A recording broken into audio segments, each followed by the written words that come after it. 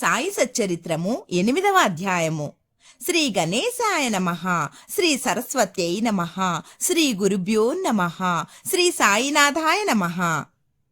మానవ జన్మ యొక్క ప్రాముఖ్యము, బాబా యొక్క భిక్షాటనము, బాయిజాబాయి యొక్క ఎనలేని సేవ, ముగ్గురి పడక స్థలము, రహతా నివాసి కుశాల్ చంద్. మానవ జన్మ యొక్క ప్రాముఖ్యము. ఈ అద్భుత విశ్వమందు భగవంతుడు కోటాను కోట్ల జీవులను సృష్టించి ఉన్నాడు. దేవ, యక్ష, గంధర్వాదులు, జంతు కీటకాదులు, మనుష్యులు మొదలగు వారిని సృష్టించెను. స్వర్గము, నరకము, భూమి, మహాసముద్రము, ఆకాశమునందు నివసించు జీవకోటి అంతయు సృష్టించెను.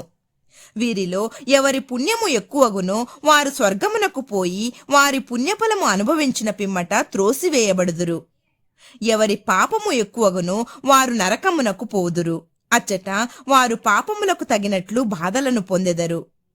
పాపపుణ్యములు సమానమగునప్పుడు భూమిపై మానవులుగా జన్మించి మోక్ష సాధనమునకై అవకాశము గావించెదరు. వారి పాపపుణ్యములు నిష్క్రమించినప్పుడు వారికి మోక్షము కలుగును. మోక్షము కాని పుట్టుక కాని వారు చేసుకున్న కర్మలపై ఆధారపడియుండును. మానవ శరీరము యొక్క ప్రత్యేక విలువ. జీవకోటి అంతటికి ఆహారము, నిద్ర, భయము, సంభోగము సామాన్యము. మానవునికి ఇవి కాక మరొక ప్రజ్ఞ కలదు, అది ఏ జ్ఞానము. దీని సహాయముననే మానవుడు భగవత్ సాక్షాత్కారమును పొందగలడు. ఇంకా ఏ జన్మయందునూ దీనికి అవకాశం లేదు. ఈ కారణము చేతనే దేవతలు సైతము మానవ జన్మను ఈర్ష్యతో చూచెదరు. వారు కూడా భూమిపై మానవ జన్మమెత్తి మోక్షంను సాధించవలనని కోరెదరు. కొంతమంది మానవ జన్మము చాలా నీచమైనదనియు, చీము, రక్తము, మలములతో నిండియుండుననియు, తుదకు శిథిలమై రోగమునకు, మరణమునకు కారణము అగుననియు అందురు. కొంతవరకు అది కూడా నిజమే. ఇన్ని లోపములున్నప్పటికీ మానవునకు జ్ఞానమును సంపాదించు శక్తి కలదు. శరీరముండుట చేతనే మానవుడు తన దేహము యొక్క, జగత్తు యొక్క అనిత్యత్వమును గ్రహించి ఇంద్రియ సుఖముల పట్ల విరక్తి పొంది నిత్యానిత్య వివేకముతో కడకు భగవత్ సాక్షాత్కారమును పొందుచున్నాడు. శరీరము మలభూయిష్టమైనదని నిరాకరించినచో మోక్షమును సంపాదించు అవకాశమును పోగొట్టుకొనెదము. దేహమును ముద్దుగా పెంచి విషయ సుఖములకు మరిగినచో నరకమున బడదము. ఉచిత మార్గమేమన దేహమును అశ్రద్ధ చేయకూడదు. దానిని లోలత్వముతో పోషింపనూ కూడదు. తగు జాగ్రత్త మాత్రమే తీసుకొనవలెను. గుర్రపురౌతు తన గమ్యస్థానము చేరు వరకు గుర్రమును ఎంత జాగ్రత్తగా చూచుకొనునో అంత జాగ్రత్త మాత్రమే తీసుకొనవలెను. ఈ శరీరమును మోక్ష సాధన మరియు ఆత్మ సాక్షాత్కారము కొరకు వినియోగించవలెను. ఇది ఏ జీవుని పరమావధి అయి ఉండవలెను. భగవంతుడు అనేక జీవులను సృష్టించినప్పటికీ అతనికి సంతుష్టి కలగలేదట. ఎందుకనగా భగవంతుని శక్తిని అవి ఏవియూ గ్రహించలేకపోయినవి. అందుచేత భగవంతుడు ప్రత్యేకముగా మానవుని సృష్టించెను. వానికి జ్ఞానమనే ప్రత్యేక శక్తిని ఇచ్చెను. మానవుడు భగవంతుని లీలలను, అద్భుత కార్యములను చూచి పరవశమొందినప్పుడు భగవంతుడు మిక్కిలి సంతుష్టి చెంది ఆనందించును. అందుచే మానవ జన్మ పొందుట, లభించుట గొప్ప అదృష్టము. బ్రాహ్మణ జన్మ పొందుట అందులోనూ శ్రేష్టము. అన్నింటికంటే గొప్పది సాయిబాబా చరణారవిందములపై సర్వస్వ శరణాగతి చేయు అవకాశం కలుగుట. మానవుని విదిక్త ధర్మము.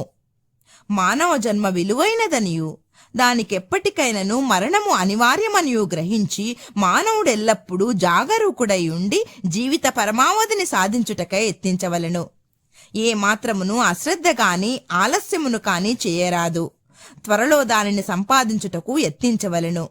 భార్య చనిపోయిన వాడు రెండవ భార్య కొరకు ఎంత ఆతృతపడనో, తప్పిపోయిన యువరాజుకై చక్రవర్తి ఎంతగా వెదక యత్నించునో అటులనే విసుగు, విరామము లేక రాత్రింబవళ్ళు కృషి చేసి ఆత్మ సాక్షాత్కారమును సంపాదించవలెను. బద్ధకమును, అలసతను, కునుకుపాట్లను దూరమునర్చి అహోరాత్రములు ఆత్మయందే ధ్యానము నిలుపవలెను. ఈ మాత్రము చేయలేనిచో మనము పశుప్రాయులమగుదుము. తక్షణ కర్తవ్యము. మన ధ్యేయము సత్వరము ఫలించు మార్గమేదన వెంటనే భగవత్ సాక్షాత్కారము పొందిన సద్గురువు వద్దకు వెళ్ళుట. ఆధ్యాత్మిక ఉపన్యాసములెన్ని వినినప్పటికీ పొందనట్టిదియు, ఆధ్యాత్మిక గ్రంథములెన్ను చదివినను తెలియనట్టిదియు అగు ఆత్మ సాక్షాత్కారము సద్గురువుల సాంగత్యముచే సులభముగా పొందవచ్చును. నక్షత్రములన్నీ కలిసి ఇవ్వలేని వెలుతురును సూర్యుడు ఎట్లు ఇవ్వగలుగుచున్నాడో అట్లనే ఆధ్యాత్మిక ఉపన్యాసములు గ్రంథములు ఇవ్వలేని జ్ఞానమును సద్గురువు విప్పి చెప్పగలడు. వారి చర్యలు సామాన్య సంభాషణలే మనకు మౌన ప్రబోధములు.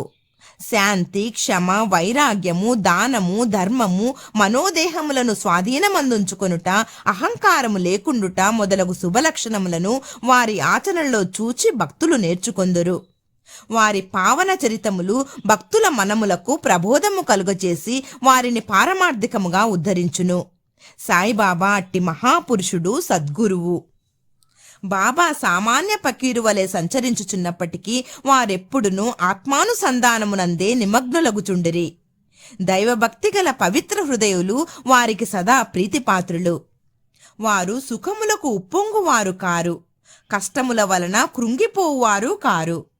రాజైనను నిరుపేదైనను వారికి సమానమే. తమ దృష్టి మాత్రమున ముష్టివాణిని చక్రవర్తిని చేయగల శక్తి ఉన్నప్పటికీ బాబా ఇంటింటికి తిరిగి భిక్షనెత్తెడివారు. వారి భిక్ష ఎట్టిదో చూతము. బాబా యొక్క భిక్షాటనము. షిరిడీ జనులు పుణ్యాత్ములు. ఎందుకనగా వారి ఇండ్ల ఎదుటనే గదా బాబా భిక్షకుని వలె నిలిచి అమ్మా రొట్టె ముక్క పెట్టు అనుచు దానిని అందుకొనుటకు చేయి చాచెడివారు. చేత ఒక రేకు డబ్బా పట్టుకొని భుజానికి ఒక గుడ్డ జోలె తగిలించుకొని భిక్షాటనకు పోయేడివారు. బాబా కొన్ని ఇండ్లకు మాత్రమే భిక్షకు పోయేడివారు. పులుసు, మజ్జిగ వంటి ద్రవ పదార్థములు, కూరలు మొదలగునవి రేకు డబ్బాలో పోసుకొనిడివారు. అన్నము, రొట్టెలు మొదలగునవి జోలలో వేయించుకొనిడివారు. బాబాకు రుచి అనున్నది లేదు. వారు జిహ్వను స్వాధీనమందు ఉంచుకొనిరే కావున అన్ని పదార్థములను రేకు డబ్బాలోనూ జోలలోనూ వేసుకొనివారు. అన్ని పదార్థములను ఒకేసారి కలిపివేసి భుజించి సంతుష్టి చెందేవారు. పదార్థముల రుచిని పాటించేవారు కాదు. వారి నాలుకకు రుచి అనున్నది లేనట్లే కనిపించుచుండెను.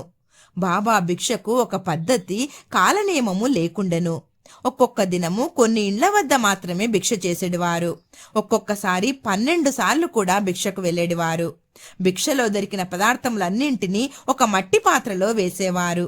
దానిని కుక్కలు, పిల్లులు, కాకులు విచ్చలవిడిగా తినుచుండెడివి. వాటిని తరిమేవారు కారు. మసీదు తుడిచి శుభ్రము చేయు స్త్రీ 10-12 రొట్టె ముక్కలను నిరాటంకంగా తీసుకొనుచుండెను.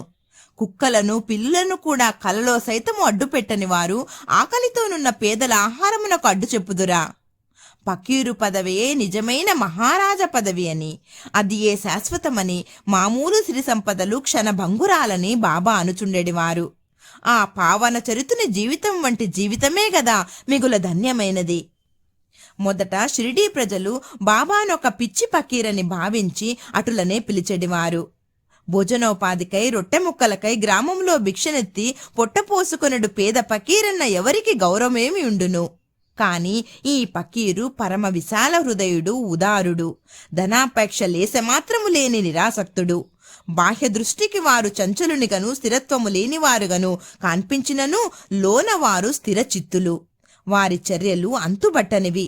ఆ కుగ్రామములో కూడా బాబాను ఒక గొప్ప మహాత్మునిగా గుర్తించి సేవించిన ధన్యజీవులు కొద్దిమంది కలరు.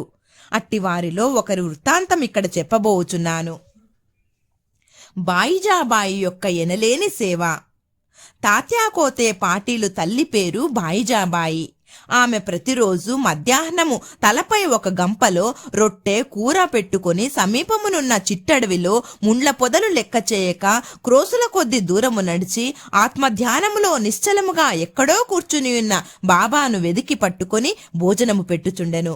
బాబాకు సాష్టాంగ నమస్కారము చేసి వారి ఎదుట విస్తరొకటి వేసి తాను తెచ్చిన రొట్టె, కూర మొదలగు భోజన పదార్థములను వడ్డించి కొసరి కొసరి వాటిని బాబాచే తినిపించుచుండెను. ఆమె భక్తి విశ్వాసములు అద్భుతమైనవి. ఎనలేని ఆమె సేవను బాబా చివరి వరకు మరువలేదు.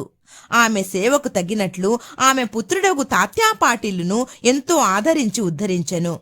ఆ తల్లి కొడుకులకు బాబా సాక్షాత్ భగవంతుడనే విశ్వాసముండెను. కొన్ని సంవత్సరముల తదుపరి బాబా అడవులకు పోవుట మాని మసీదులోనే కూర్చుండి భోజనము చేయసాగిరి. అప్పటి నుంచి పొలములో తిరిగి బాబాను వెతికి పట్టుకొను శ్రమ బాయిజాబాయికి తప్పినది. ముగ్గురి పడక స్థలము. ఎవరి హృదయమందు సదా వాసుదేవుడు వసించియుండునో అట్టి మహాత్ములు ధన్యులు. అట్టి మహాత్ముల సాంగత్యము లభించిన భక్తులు గొప్ప అదృష్టవంతులు. తాత్యాకోతే పాటీలు మహల్సాపతి ఇద్దరు అట్టి అదృష్టశాలురు. బాబా వారిరువురిని సమానంగా ప్రేమించెడివారు. బాబా వారిరువురితో కలిసి మసీదులో తమ తలలను తూర్పు, పడమర, ఉత్తరముల వైపు చేసి మధ్యలో ఒకరి కాళ్ళు ఒకరికి తగులునట్లు పండుకొనెడివారు. ప్రక్కలు పరుచుకొని వానిపై చతికిలపడి సగము రేయి వరకు ఏవేవో సంగతులు ముచ్చటించుకొనెడివారు. అందులో ఎవరికైనా నిద్ర వచ్చినట్టులా కనిపించినా తక్కిన వారు వారిని మేల్కొలుపుచుండిరి. తాత్యా పండుకొని గుర్రు పెట్టినచో బాబా వానిని అటూ ఇటూ ఊపి వాని శిరస్సును గట్టిగా నొక్కుచుండెను. బాబా ఒక్కొక్కసారి మహల్సాపతిని అక్కున చేర్చుకుని అతని కాళ్లు నొక్కి వీపు తోమెడివారు.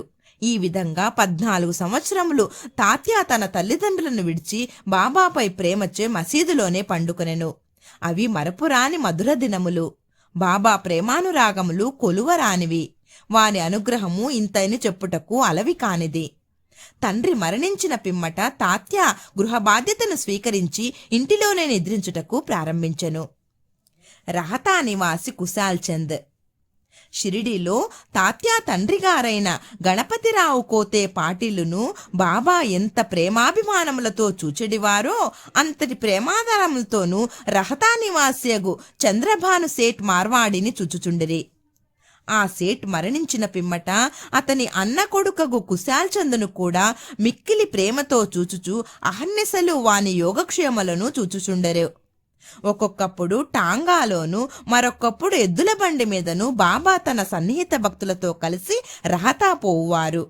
రహతా ప్రజలు బాజా భజంత్రిలతో ఎదురేగి బాబాను గ్రామ సరిహద్దు ద్వారం వద్ద దర్శించి సాష్టాంగ నమస్కారములు చేసేడివారు. తర్వాత మహావైభవముగా బాబాను గ్రామములోనికి సాదరముగా తీసుకుని వెళ్ళేడివారు. కుశాల్ చందు బాబాను తన ఇంటికి తీసుకొని పోయి తగిన ఆసనమునందు కూర్చుండ చేసి భోజనము పెట్టెడివారు.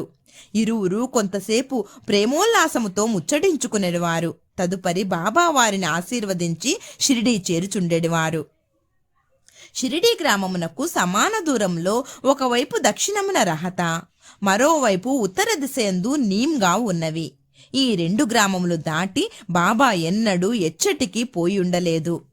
వారెన్నడూ రైలు బండిలో ప్రయాణం చేసి ఎరుగరు. రైలు బండిని కనీసము చూచి కూడా ఉండలేదు. కాని సర్వజ్ఞుడైన బాబాకు బండ్ల రాకపోకలు ఖచ్చితముగా తెలియచుండెడివి. బాబా వద్ద సెలవు పుచ్చుకొని వారి ఆజ్ఞానుసారము ప్రయాణము చేయువారలకు కష్టములు ఉండేడివి కావు. బాబా ఆదేశమునకు వ్యతిరేకముగా పోవువారు అనేక కష్టముల పాలగుచుండిరి. అటువంటి కొన్ని సంఘటనలను మరికొన్ని ఇతర విషయములను రాబో అధ్యాయములో చెప్పెదను. 8వ అధ్యాయము సంపూర్ణము. సద్గురు శ్రీ సాయినాథార్పణమస్తు. శుభం భవతు. 9వ అధ్యాయము. శ్రీ గణేశాయ నమః. శ్రీ సరస్వత్యై నమః. శ్రీ గురుభ్యో నమః. శ్రీ సాయినాథాయ నమః. షిరిడీ యాత్ర యొక్క లక్షణములు. తాత్యా కోతే పాటిల్. ఐరోపా దేశస్థుని ఉదంతము. భిక్ష యొక్క ఆవశ్యకత. భక్తుల అనుభవములు. తర్కడ్ కుటుంబము. ఆత్మారాముని భార్య. బాబాకు సంతుష్టిగా భోజనము పెట్టుట ఎట్లు. నీతి. షిరిడీ యాత్ర యొక్క లక్షణములు. షిరిడీ సందర్శనములోని ఒక ప్రత్యేక విశేషమేమనగా బాబా అనుమతి లేనిదే ఎవరునూ షిరిడీ విడువలేకుండిరి. బాబా అనుమతి లేక ఎవరైనను షిరిడీ విడిచి వెళ్ళినచో వారు ఊహించని కష్టములు కొని తెచ్చుకున్న వారగుచుండిరి. బాబా ఎవరినైనా బయలుదేరుడని సెలవిచ్చిన తర్వాత ఇక షిరిడీలో ఉండరాదు. సెలవు తీసుకొనుటకు బాబా వద్దకు భక్తులు పోయినప్పుడు బాబా వారికి స్పష్టముగానో లేక సూచనప్రాయముగానో కొన్ని సలహాలను ఇచ్చుచుండెడివారు. బాబా ఆదేశానుసారము నడిచి తీరవలెను. వ్యతిరేకముగా పోయినచో ప్రమాదములేవో తప్పక వచ్చుచుండెడివి. ఈ దిగువ అట్టి ఉదాహరణములు కొన్ని ఇచ్చుచున్నాను. తాత్యా కోతే పాటిల్. తాత్యా కోతే పాటిల్ ఒకనాడు టాంగాలో కోపర్గాంలో జరుగు సంతకు బయలుదేరెను. హడావుడిగా మసీదుకు వచ్చి బాబాకు నమస్కరించి కోపర్గావ్ సంతకు పోవుచుంటినని చెప్పెను. బాబా అతనితో, తొందరపడవద్దు, కొంచెం ఆగుము, సంత సంగతి అటుండనివ్వు, ఊరు విడిచి అసలు బయటకెక్కడికి పోవలదు అని అనెను. సంతకు వెళ్లవలనడి తాత్య ఆతురతను చూసి కనీసము శ్యామ ఉరఫ్ మాధవరావు దేశపాండేనైనా వెంట తీసుకొని పొమ్మని బాబా చెప్పాను. బాబా మాటలను లెక్క చేయక తాత్య హుటాహుటిన టాంగానెక్కి కోపర్గావ్ బయలుదేరెను. టాంగాకు కట్టిన 2 గుర్రములలో ఒకటి 300 రూపాయలు ఖరీదు పెట్టి కొత్తగా కొన్నది, మిక్కిలి చురుకైనది. షిరిడీ వదిలి సావుల్ విహర్ దాటిన వెంటనే అది మిక్కిలి వడిగా పరుగెత్తసాగను. కొంత దూరము పోయిన పిమ్మట కాలు మడతపడి అది కూలబడెను. తాత్యాకు పెద్ద దెబ్బలేమీ తగులలేదు, కాని తల్లి వల్లే ప్రేమతో బాబా చెప్పిన సలహా జ్ఞప్తికి వచ్చెను. మరొకప్పుడు కూడా ఇటులనే బాబా ఆజ్ఞను వ్యతిరేకించి కొల్హారు గ్రామమునకు ప్రయాణమై దారిలో టాంగా ప్రమాదమునకు గురయ్యెను. ఐరోపా దేశస్థుని ఉదంతము. బొంబాయి నుండి ఐరోపా దేశస్థుడు ఒకడు ఏదో ఉద్దేశముతో బాబా దర్శనార్థము షిరిడీకి వచ్చెను. తనతో నానాసాహెబ్ చందోర్కర్ వద్ద నుంచి తనను గూర్చిన ఒక పరిచయ పత్రమును కూడా తెచ్చెను. అతని కొరకు ఒక ప్రత్యేక గుడారము వేసి అందులో సౌకర్యముగా బస ఏర్పాటు చేసిరి. బాబా ముందు మ్రోకరిల్లి వారి చేతిని ముద్దిడవల్లని కోరికతో అతడు 3 సార్లు మసీదులో ప్రవేశింపయత్నించెను. కాని బాబా అతనిని మసీదులో ప్రవేశించుటకు నిషేధించెను. క్రిందుగా మసీదు ముందుగల బహిరంగ ఆవరణంలో కూర్చుండియే తమను దర్శించుకునవచ్చుననిరి. అతడు తనకు జరిగిన మర్యాదకు అసంతుష్టపడి వెంటనే షిరిడీ విడువలని నిశ్చయించుకొనెను. బాబా వద్ద సెలవు పొందుటకు వచ్చెను. తొందరపడక మరుసటి దినం పొమ్మని బాబా చెప్పెను. తక్కిన వారు కూడా బాబా ఆదేశమును పాటించమని సలహా ఇచ్చిరి. ఆ సలహాలను ఖాతరు చేయక అతడు టాంగానెక్కి షిరిడీ నుండి బయలుదేరెను. మొదట గుర్రములు బావుగానే పరిగెత్తినవి. సావుల్ విహిర్ దాటిన కొద్దిసేపటిలో ఒక సైకిలు అతని టాంగాకు ఎదురుగా వచ్చెను. దానిని చూచి గుర్రములు బెదిరినవి. టాంగా తలక్రిందులయ్యెను. ఆ పెద్ద మనిషి క్రిందపడి రోడ్డుపై కొంత దూరము ఈడవబడెను. ఫలితముగా గాయములను బాగు చేసుకొనుటకై కోపర్గావులో ఆస్పత్రి పాలయ్యెను. ఇటువంటి అనేక సంఘటనల మూలన బాబా ఆజ్ఞను ధిక్కరించువారు ప్రమాదముల పాలగుదురని, బాబా ఆజ్ఞానుసారం పోవువారు సురక్షితముగా ఉందురనియు జనులు గ్రహించిరి. భిక్ష యొక్క ఆవశ్యకత. బాబాయే భగవంతుడైనచో వారు భిక్షాటనముచే జీవితమంతయు గడుపనేలా అనే సందేహము చాలా మందికి కలుగవచ్చును. దీనికి 1 భిక్షాటనము చేసి జీవించు హక్కు ఎవరికి కలదు? 2 పంచశూనములు వానిని పోగొట్టుకుని మార్గమేది అను 2 ప్రశ్నలకు వచ్చు సమాధానముతో సమాధానపడును. సంతానము, ధనము, కీర్తి సంపాదించుటయందు ఆపేక్ష వదులుకుని సన్యసించువారు భిక్షాటనముచే జీవించవచ్చునని మన శాస్త్రములు ఘోషించుచున్నవి. వారు ఇంటి వద్ద వంట ప్రయత్నములు చేసుకుని తినలేరు. వారికి భోజనము పెట్టు బాధ్యత గృహస్థులపై కలదు. సాయిబాబా గృహస్థుడు కారు, వానప్రస్థుడు కూడా కారు. వారు అస్థలిత బ్రహ్మచారులు. బాల్యము నుంచి బ్రహ్మచర్యమునే అవలంబించుచుండిరి. ఈ సకల జగత్తంతయు వారి గృహమే. ఈ జగత్తునకు వారు కారణభూతులు. వారిపై జగత్తు ఆధారపడి ఉన్నది. వారు పరబ్రహ్మ స్వరూపులు కాబట్టి వారికి భిక్షాటన చేయు హక్కు సంపూర్ణముగా కలదు. పంచశూనములు వానిని తప్పించుకుని మార్గమును ఆలోచింతము. భోజన పదార్థములు తయారు చేయుటకు గృహస్థులు 5 పనులు తప్పక చేయవలెను. అవి 1 దంచుట లేక రుబ్బుట, 2 విసరుట, 3 పాత్రలు తోముట, 4 ఇల్లు ఊడ్చుట తుడుచుట, 5 పొయ్యి అంటించుట. ఈ 5 పనులు చేయునప్పుడు అనేక క్రిమికీటకాదులు మరణించుట తప్పదు. గృహస్థులు ఈ పాపమును అనుభవించవలెను. ఈ పాప పరిహారమునకు మన శాస్త్రములు 6 మార్గములు ప్రబోధించుచున్నవి. 1 బ్రహ్మయజ్ఞము, 2 వేదాధ్యయనము, 3 పితృయజ్ఞము, 4 దేవయజ్ఞము, 5 భూతయజ్ఞము, 6 అతిథి యజ్ఞము. శాస్త్రములు విధించిన ఈ యజ్ఞములు నిర్వర్తించినచో గృహస్థుల మనస్సులు పాపరహితములగును. మోక్ష సాధనమునకు, ఆత్మ సాక్షాత్కారమునకు అవి తోడ్పడును. బాబా ఇంటింటికి వెళ్లి భిక్ష అడుగుటలో ఆ గృహస్థులకు వారు చేయవలసిన కర్మను బాబా జ్ఞప్తికి తెచ్చినట్లవుతుంది. తమ ఇంటి గుమ్మము వద్దనే ఇంత గొప్ప ప్రబోధమును పొందిన షిరిడీ ప్రజలు ఎంతటి ధన్యులు.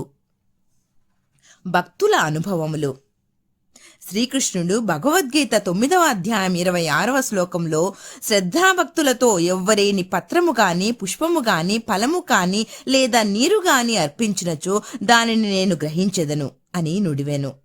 సాయిబాబాకు సంబంధించి ఇంకా సంతోషదాయకమగు విశేషమేమనగా, తమ భక్తుడు ఏదైనా తమకు సమర్పించవలనుకొని ఏ కారణము చేతనేను ఆ సంగతి మరిచినచో అట్టివానికి బాబా ఆ విషయము జ్ఞాపకం చేసి ఆ నివేదనను గ్రహించి ఆశీర్వదించువారు. అట్టి ఉదాహరణలు కొన్ని ఈ క్రింద చెప్పబోచున్నాను. తర్కడ్ కుటుంబము. రామచంద్ర ఆత్మారావు ఉరఫ్ బాబాసాహెబ్ తర్కడ్ అను ఆయన ఒకానొకప్పుడు ప్రార్థన సమాజస్థుడైనను తరువాత బాబాకు ప్రియభక్తుడైనాడు. వాని భార్యాపుత్రులు కూడా బాబాను మిగుల ప్రేమించుచుండిరి. ఒకసారి తల్లి కొడుకులు షిరిడీకి పోయి అచ్చట వేసవి సెలవులు గడుపవలనని నిర్ణయించిరి. షిరిడీ పోవుట సంతోషదాయకమైనను కొడుకు మాత్రము దానికి మనస్ఫూర్తిగా ఇష్టపడలేదు. కారణమేమనగా తన తండ్రి ప్రార్థన సమాజంకు చెందిన వాడగుటచే ఇంటి వద్ద బాబా యొక్క పూజ సరిగా చేయకపోవచ్చునని సంశయించెను. కాని బాబా పూజను తాను నియమానుసారము సక్రమముగా చేసదని తండ్రి వాగ్దానము చేయుచుటచే బయలుదేరెను. శుక్రవారం రాత్రి తల్లి కొడుకు బయలుదేరి షిరిడీకి వచ్చిరి. ఆ మరుసటి దినము శనివారం నాడు తండ్రియగు తర్కడ్ పెందలకడని నిద్రలేచి స్నానము చేసి పూజను ప్రారంభించుటకు ముందుగా బాబా పటమునకు సాష్టాంగ నమస్కారము చేసి ఏదో లాంఛనము వలె కాక తన కుమారుడు చేయినట్లు పూజను శ్రద్ధగా తనచే చేయింపవలసినదని ప్రార్థించెను. ఆనాటి పూజను సమాప్తి చేసి నైవేద్యంగా కలకండను అర్పించెను. భోజన సమయమందు దానిని పంచిపెట్టెను. ఆనాటి సాయంత్రము ఆ మరుసటి దినము అనగా ఆదివారము నాడు పూజ అంతయు సవ్యముగా జరిగెను. సోమవారము కూడా చక్కగా గడిచెను. ఆత్మారాముడు ఎప్పుడూ ఇట్లు పూజ చేసి ఉండలేదు. పూజ అంతయు కొడుకునకు వాగ్దానము చేసినట్లు సరిగా జరుగుచున్నందుకు సంతసించెను. మంగళవారము నాడు పూజనెప్పటి వలె సలిపి కచేరీకి పోయెను. మధ్యాహ్నం ఇంటికి వచ్చి భోజనమునకు కూర్చున్నప్పుడు అక్కడ ప్రసాదము లేకుండుట గమనించెను. నౌకరును అడుగగా ఆనాడు నైవేద్యమిచ్చుట మరచుటచే ప్రసాదము లేదని బదులు చెప్పెను. ఈ సంగతి వినగానే భోజనమునకు కూర్చున్న ఆత్మారాం వెంటనే లేచి బాబా పటమునకు సాష్టాంగ నమస్కారం చేసి బాబాను క్షమాపణ కోరెను. బాబా తనకు ఆ విషయమును జ్ఞప్తికి తేనందుకు నిందించెను. ఈ సంగతులన్నింటినీ షిరిడీలోనున్న తన కొడుకుకు వ్రాసి బాబాను క్షమాపణ వేడుకొనెను. ఇది బాంద్రాలో మంగళవారం మధ్యాహ్నము సుమారు 12 గంటలకు జరిగెను. అదే సమయమందు షిరిడీలో మధ్యాహ్న హారతి ప్రారంభించుటకు ముందు ఆత్మారాముని భార్యతో బాబా ఇట్లనెను: తల్లి, ఏమైనా తినవలనను ఉద్దేశంతో బాంద్రాలో మీ ఇంటికి పోయినాను. తలుపు తాళము వేసి ఉండెను. ఇలాగునను లోపల ప్రవేశించి తిని, కాని అక్కడ తినుటకేమీ లేకపోవుటచే తిరిగి వచ్చి తిని అనెను. బాబా మాటలు ఆమెకేమీయూ బోధపడలేదు. కాని ప్రక్కనే ఉన్న కుమారుడు మాత్రము ఇంటి వద్ద పూజలో ఏమియో లోటుపాటులు జరిగినవి గ్రహించి ఇంటికి పోవుటకు సెలవు ఇమ్మని బాబాను వేడెను. అందులకు బాబా పూజను అక్కడనే చేయుమని, ఇంటికి పోనవసరము లేదని చెప్పెను. వెంటనే కొడుకు షిరిడీలో జరిగిన విషయమంతయు వివరముగా తండ్రికి ఉత్తరము రాసి బాబా పూజను అశ్రద్ధ చేయవద్దని వేడుకొనెను. ఈ 2 ఉత్తరములు ఒకటికొకటి మార్గమధ్యమున తటస్థపడి తమ తమ గమ్యస్థానములకు చేరెను. ఇది ఆశ్చర్యకరము కదా. ఆత్మారాముని భార్య. ఇక ఆత్మారాముని భార్య విషయము. ఒకసారి ఆమె 3 పదార్థములను బాబాకు నైవేద్యం పెట్టుటకు సంకల్పించుకొనెను. అవి 1 వంకాయ పెరుగు పచ్చడి, 2 వంకాయ వేపుడు కూర, 3 పేడ. బాబా వీనిని ఎట్లు గ్రహించెనో చూచుదము. బాంద్రా నివాసియగు రఘువీర భాస్కర్ పురందరే బాబాకు మిక్కిలి భక్తుడు. అతడు ఒకనాడు భార్యతో షిరిడీ బయలుదేరుచుండెను. ఆత్మారాముని భార్య పెద్ద వంకాయలు 2 మిగుల ప్రేమతో తెచ్చి పురందరుని భార్య చేతికిచ్చి 1 వంకాయతో పెరుగు పచ్చడిని 2వ దానితో వేపుడును చేసి బాబాకు వడ్డించమని వేడెను. షిరిడీ చేరిన వెంటనే పురందరుని భార్య వంకాయ పెరుగు పచ్చడి మాత్రం చేసి బాబా భోజనమునకు కూర్చున్నప్పుడు తీసుకుని వెళ్ళెను. బాబాకా పచ్చడి చాలా రుచిగా ఉండెను. కాన దానినందరకు పంచిపెట్టెను. వెంటనే తనకు వంకాయ వేపుడు కూడా అప్పుడే కావాలని బాబా అడిగెను. ఈ సంగతి భక్తులు రాధాకృష్ణమాయకి తెలియపరిచిరి. అది వంకాయల కాలము కాదు కనుక ఆమెకేమీ తోచకుండెను. వంకాయలు ఎట్లు సంపాదించుట అనునది ఆమెకు సమస్య ఆయను. వంకాయ పచ్చడి తెచ్చినది ఎవరని కనుగొనగా పురంధరుని భార్య అని తెలియుటచే వంకాయ వేపుడు కూడా ఆమెయే చేసి పెట్టవలని ఆమెకు కబురంపిరి. అప్పుడందరికీ వంకాయ వేపుడును బాబా ఎందులకు కోరిరో తెలిసినది. బాబా సర్వజ్ఞతకు అందరూ ఆశ్చర్యపడిరి. 1915 డిసెంబరులో గోవింద బలరాం మాన్కర్ అనువాడు షిరిడీకి పోయి తన తండ్రికి ఉత్తర క్రియలు చేయవలని అనుకొనెను. ప్రయాణమునకు పూర్వము ఆత్మారాముని వద్దకు వచ్చెను. ఆత్మారాం భార్య బాబా కొరకేమైనా పంపవల్లనుకొని ఇల్లంతయు వెదికెను. కాని పేడా తప్ప ఏమీ కనిపించలేదు. ఆ పేడా కూడా అప్పటికే బాబాకు నైవేద్యముగా సమర్పింపబడి ఉండెను. తండ్రి మరణించుటచే గోవిందుడు విచారగ్రస్తుడై ఉండెను. కాని బాబా యందున్న భక్తి ప్రేమలచే ఆమె ఆ పేడాను అతని ద్వారా పంపెను. బాబా దానిని పుచ్చుకొని తినునని ఆమె నమ్మి ఉండెను. గోవిందుడు షిరిడీ చేరెను. బాబాను దర్శించెను. కాని పేడా తీసుకుని వెళ్ళుట మరచెను. బాబా అప్పటికి ఊరకుండెను. సాయంత్రము బాబా దర్శనమునకై వెళ్ళినప్పుడు కూడా అతడు పేడా తీసుకుని పోవుట మరిచెను. అప్పుడు బాబా ఓపిక పట్టక తన కొరకు ఏమి తెచ్చినావని అడిగెను. ఏమీయూ తీసుకుని రాలేదని గోవిందుడు జవాబిచ్చెను. వెంటనే బాబా, నీవు ఇంటి వద్ద బయలుదేరినప్పుడు ఆత్మారాముని భార్య నా కొరకు నీ చేతికి మిఠాయి ఇవ్వలేదా అని అడిగెను. కుర్రవాడికి ఇది ఎంతయో జ్ఞప్తికి తెచ్చుకొని సిగ్గుపడెను. బాబాను క్షమాపణ కోరెను. బసకు పరుగెత్తి పేడాను తెచ్చి బాబా చేతికిచ్చెను. చేతిలో పడిన వెంటనే బాబా దానిని గుటుక్కున మ్రింగెను. ఈ విధముగా ఆత్మారాముని భార్య యొక్క భక్తిని బాబా ప్రీతిపూర్వకముగా స్వీకరించెను. నా భక్తులు నన్నెట్లు భావింతురో నేను వారిని ఆ విధముగానే గ్రహింతును అను గీతావాక్యమును నిరూపించెను. బాబాకు సంతుష్టిగా భోజనము పెట్టుట ఎట్లు? ఒకప్పుడు ఆత్మారాం తర్కడ్ భార్య షిరిడీలో ఒక ఇంటి యందు దిగెను. మధ్యాహ్న భోజనము తయారయ్యెను. అందరికీ వడ్డించిరి. ఆకలితోనున్న కుక్క ఒకటి వచ్చి మొరగుట ప్రారంభించెను. వెంటనే తర్కడ్ భార్య లేచి ఒక రొట్టె ముక్కను విసిరెను. ఆ కుక్క ఎంతో మక్కువగా ఆ రొట్టె ముక్కను తినెను. ఆనాడు సాయంకాలము ఆమె మసీదునకు పోగా బాబా ఆమెతో ఇట్లనెను. తల్లి, నాకు కడుపు నిండా గొంతు వరకు భోజనం పెట్టినావు. నా జీవశక్తులు సంతుష్టి చెందినవి. ఎల్లప్పుడూ ఇట్లనే చేయుము. ఇది నీకు సద్గతి కలుగచేయును. ఈ మసీదులో కూర్చుండి నేనెన్నడూ అసత్యమాడను. నా యందిట్లే దయ ఉంచుము. మొదట ఆకలితో ఉన్న జీవికి భోజనము పెట్టిన పిమ్మట నీవు భుజింపుము. దీనిని జాగ్రత్తగా జ్ఞప్తి ఎందుంచుకొనుము. ఇదంతయు ఆమెకేమియూ బోధపడలేదు. కావున ఆమె ఇట్లు జవాబిచ్చెను. బాబా, నేను నీకెట్లు భోజనం పెట్టగలను? నా భోజనము కొరకే ఇతరులపై ఆధారపడి ఉన్నాను. నేను వారికి డబ్బిచ్చి భోజనము చేయుచున్నాను. అందులకు బాబా ఇట్లు జవాబిచ్చెను. నీవు ప్రేమపూర్వకముగా పెట్టిన ఆ రొట్టె ముక్కను తిని ఇప్పటికీ త్రేన్పులు తీయుచున్నాను. నీ భోజనమునకు ముందు ఏ కుక్కను నీవు చూచి రొట్టె పెట్టితివో అదియును నేను ఒక్కటియే. అట్లనే పిల్లులు, పందులు, ఈగలు, ఆవులు మొదలుగా గలవన్నీయూ నా అంశములే. నేనే వాని ఆకారములో తిరుగుచున్నాను. ఎవరైతే సకల జీవకోటిలో నన్ను చూడగలుగుతురో వారే నా ప్రియభక్తులు. కావున నేరు వేరు, తక్కిన జీవరాశి అంతయు వేరు అను ద్వంద్వభావమును భేదమును విడిచి నన్ను సేవింపుము. ఈ అమృత తుల్యమగు మాటలు ఆమె హృదయమునెంతయో కదిలించినవి. ఆమె నేత్రములు అశ్రువులతో నిండెను. గొంతు గద్గదమయ్యెను. ఆమె ఆనందమునకు అంతు లేకుండెను.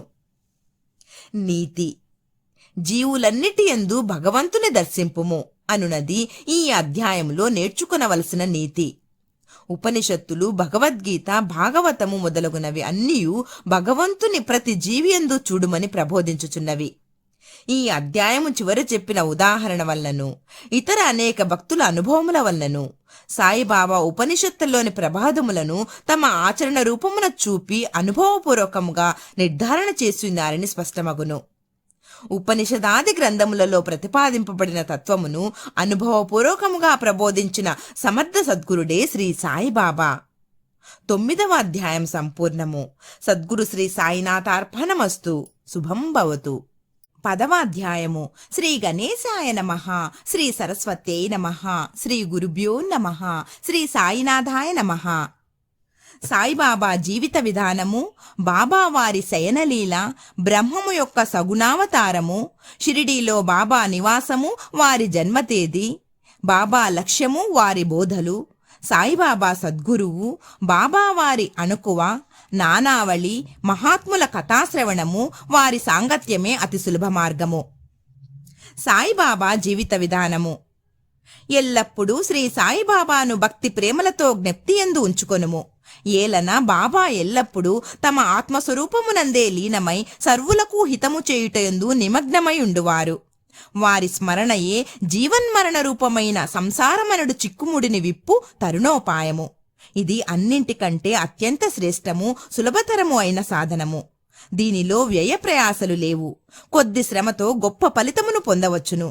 అందువలన ఇక ఆలస్యము చేయక మన దేహేంద్రియములలో పటుత్వం ఉన్నంత వరకు ప్రతి నిమిషమును ఈ సాధనమును అనుష్ఠించుటకు వెచ్చించవలెను. ఇతర దేవతలంతా ఉత్త భ్రమ. గురు ఒక్కడే దేవుడు. సద్గురువు చరణములను నమ్మి కొల్చినచో వారు మన అదృష్టమును బాగు చేయగలరు. వారిని శ్రద్ధగా సేవించినచో సంసార బంధముల నుండి తప్పించుకొనగలము. మన జీవితమనే ఓడకు సద్గురుని సరంగుగా చేసుకొన్నచో కష్టములు, చింతలతో కూడిన సంసారమనే సాగరమును మనము సులభముగా దాటగలము. సముద్రములు, నదులు దాటునప్పుడు మనము ఓడ నడిపేవానియందు నమ్మకముంచినట్లు సంసారమనే సాగరమును దాటుటకు సద్గురువనే సరంగుపై పూర్తి నమ్మకముంచవలెను. భక్తుల యొక్క అంతరంగమున గల భక్తి ప్రేమలను బట్టి సద్గురువు వారికి జ్ఞానమును, శాశ్వతానందమును ప్రసాదించును. గత అధ్యాయములో బాబా యొక్క భిక్షాటనమును, కొందరు భక్తుల అనుభవములు మొదలగునవి చెప్పితిమి. ఈ అధ్యాయములో బాబా ఎక్కడ నివసించెను, ఏలాగున జీవించెను, ఎట్లు శయనించెడివారు, భక్తులకు ఎట్లు బోధించుచుండెను మొదలగునవి చెప్పుదుము. బాబా వారి శయనలీల. మొట్టమొదట బాబా ఎచ్చట పండుకొనుచుండెనో, ఎట్లు పండుకొనుచుండెనో చూచెదము. ఒకసారి నానాసాహెబ్ డేంగలే సుమారు 4 మూరల పొడవు, 1 జానెడు వెడల్పు గల ఒక కర్రబల్లను బాబా పడకకని తెచ్చెను.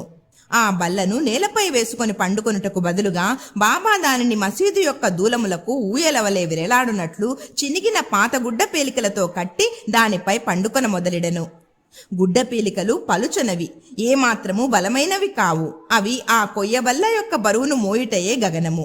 ఇంకా బాబా యొక్క బరువును కూడా కలిపి అవి ఎట్లు భరించుచుండెడు అన్నది ఆశ్చర్య వినోదములకు హేతువయ్యెను. ఆ పాత గుడ్డ పీలికలు అంత బరువును మోయగలుగుట నిజముగా బాబా లీలయే. బాబా ఈ బల్ల యొక్క 4 మూలల యందు 4 దీపపు ప్రమిదలు ఉంచి రాత్రి అంతయు దీపములు వెలిగించుచుండిరి. ఇది ఏమి చిత్రము!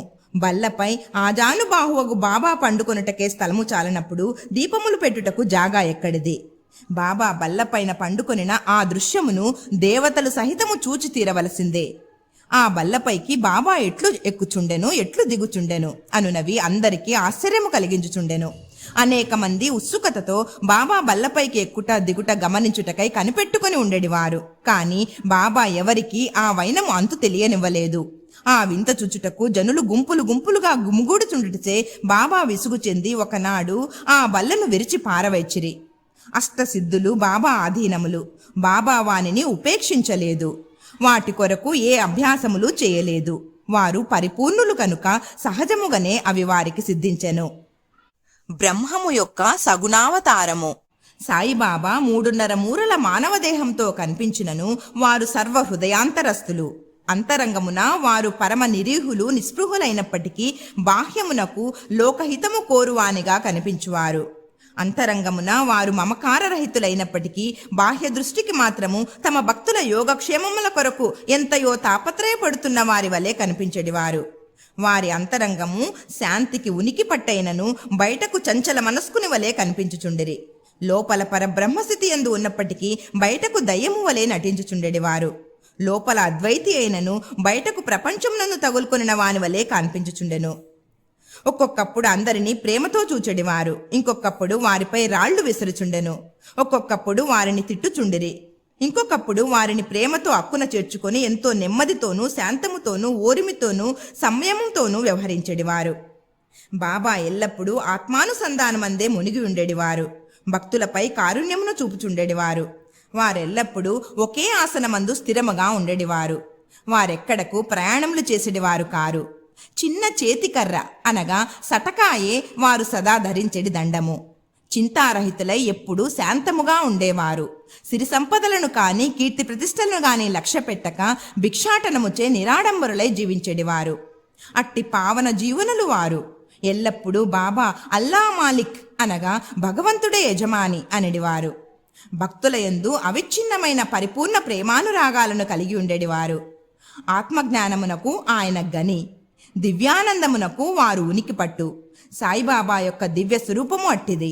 ఆద్యంతములు లేనట్టిది, అక్షయమైనట్టిది, భేదరహితమైనట్టిది, విశ్వమంతయు ఆవరించినట్టిది అయిన ఆ పరబ్రహ్మతత్వమే సాయిబాబాగా అవతరించినది. ఎంతో పుణ్యము చేసుకున్న అదృష్టవంతులు మాత్రమే ఆ నిధిని పొందగలిగిరి, గ్రహించగలుగుచుండిరి. సాయిబాబా యొక్క నిజతత్వమును గ్రహించలేక వారినొక సామాన్య మానవుల్లా ఎంచిన వారు నిజముగా దురదృష్టవంతులు.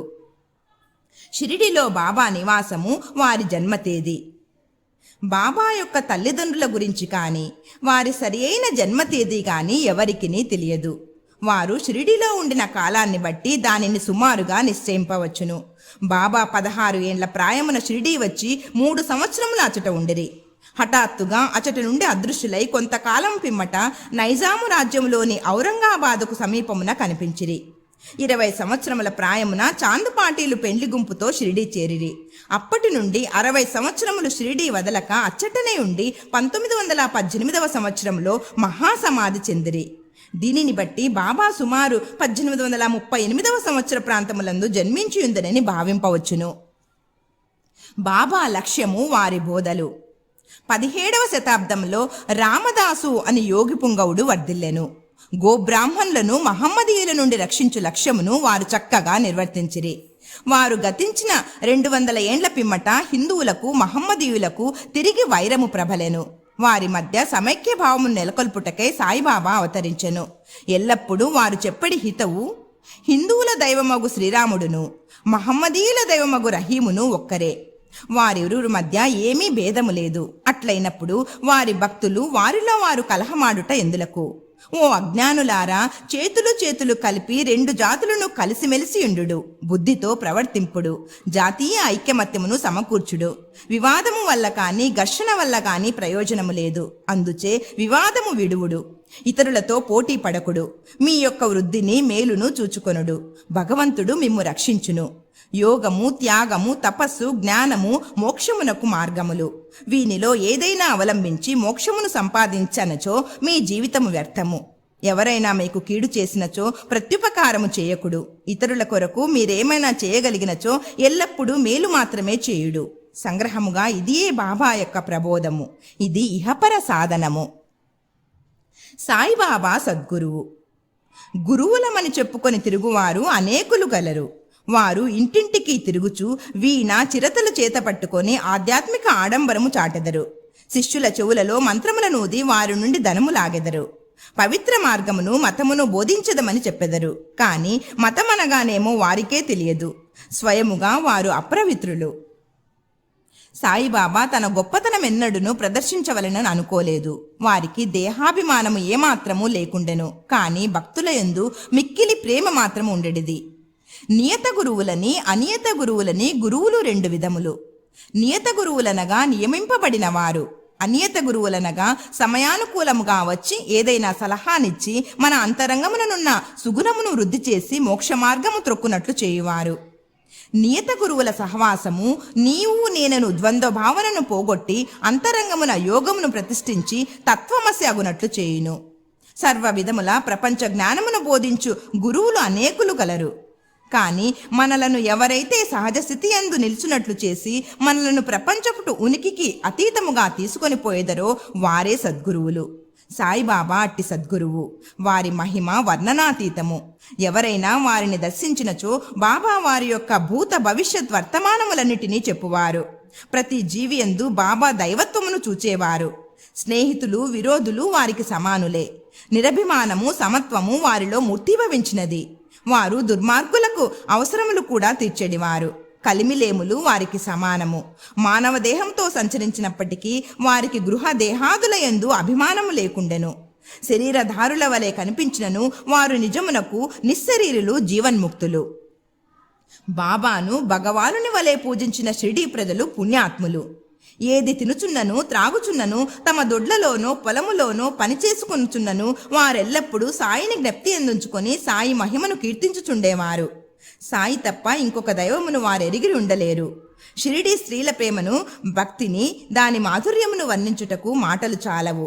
వారు పామరులైనప్పటికీ వారికున్న స్వల్ప భాషాజ్ఞానముతోనే ప్రేమతో బాబాపై పాటలను కూర్చుకొని పాడుకొనుచుండిరి. వారికి అక్షర జ్ఞానము శూన్యమైనప్పటికీ వారి పాటలలో నిజమైన కవిత్వము కానవచ్చును. యథార్థమైన కవిత్వము పాండిత్యం వల్ల రాదు, అది అసలైన ప్రేమ వలన వెలువడును. కవిత్వము స్వచ్ఛమైన ప్రేమభావము నుండి వెలువడును. అటువంటి సిసలైన కవిత్వాన్ని విబుధులైన శ్రోతలు ఆస్వాదించగలరు. ఈ పల్లె పదాలన్నీ సేకరింపదగినవి. సాయి అనుగ్రహముంటే ఏ భక్తుడైనా వీనిని శ్రీ సాయి లీలా పత్రికలోనో లేదా పుస్తక రూపంలోనో ప్రకటించినా ఎంతయో బాగుండును. బాబావారి అణకువ. భగవంతునికి 6 లక్షణములు కలవు. 1 కీర్తి, 2 ధనము, 3 అభిమానము లేకుండుట, 4 జ్ఞానము, 5 మహిమ, 6 ఔదార్యము. ఈ గుణములన్నీ బాబాలో ఉండెను. భక్తుల కొరకు మానవ రూపమును అవతరించిన భగవతత్వమే సాయిబాబా. వారి కరుణ, అనుగ్రహము అద్భుతములు.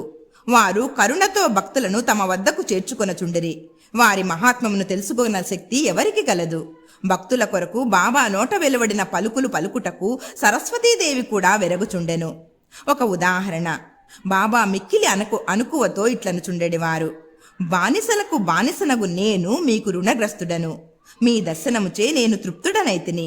మీ పాదములు దర్శించుట నా భాగ్యము. మీ అశుద్ధములో నేనొక పురుగును. అట్లగుట వలన నేను ధన్యుడను. ఏమి వారి అనుకువ!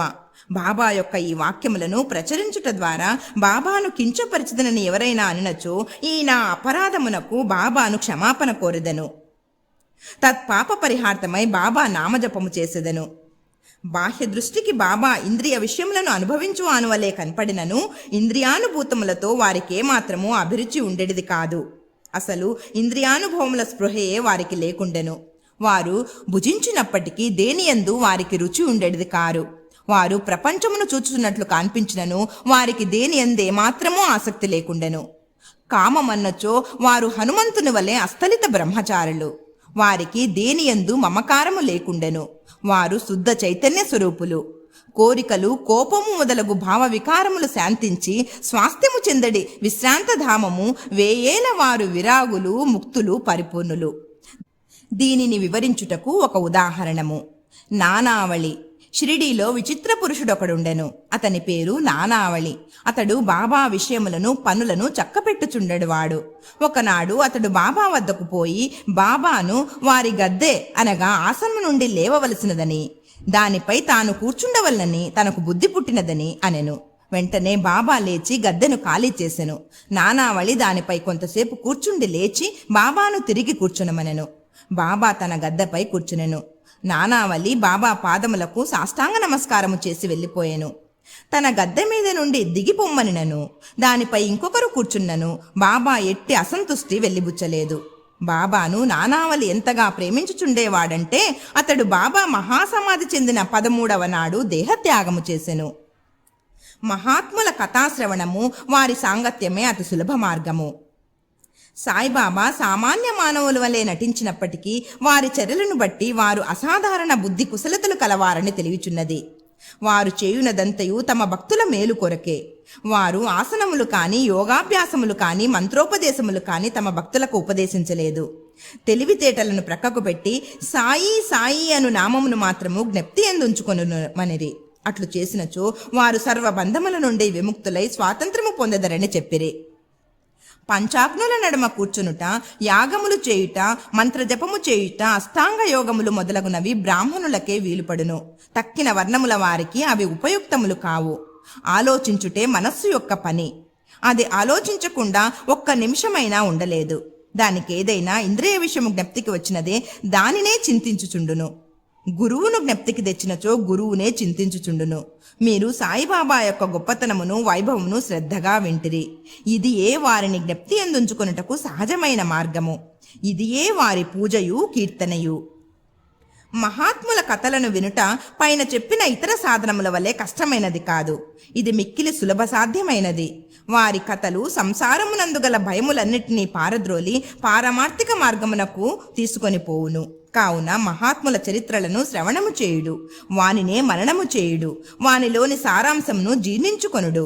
ఇంత మాత్రము చేసినచో బ్రాహ్మణులే కాక స్త్రీ శూద్రాది అన్ని వర్ణముల వారు కూడా పవిత్రులగుదురు.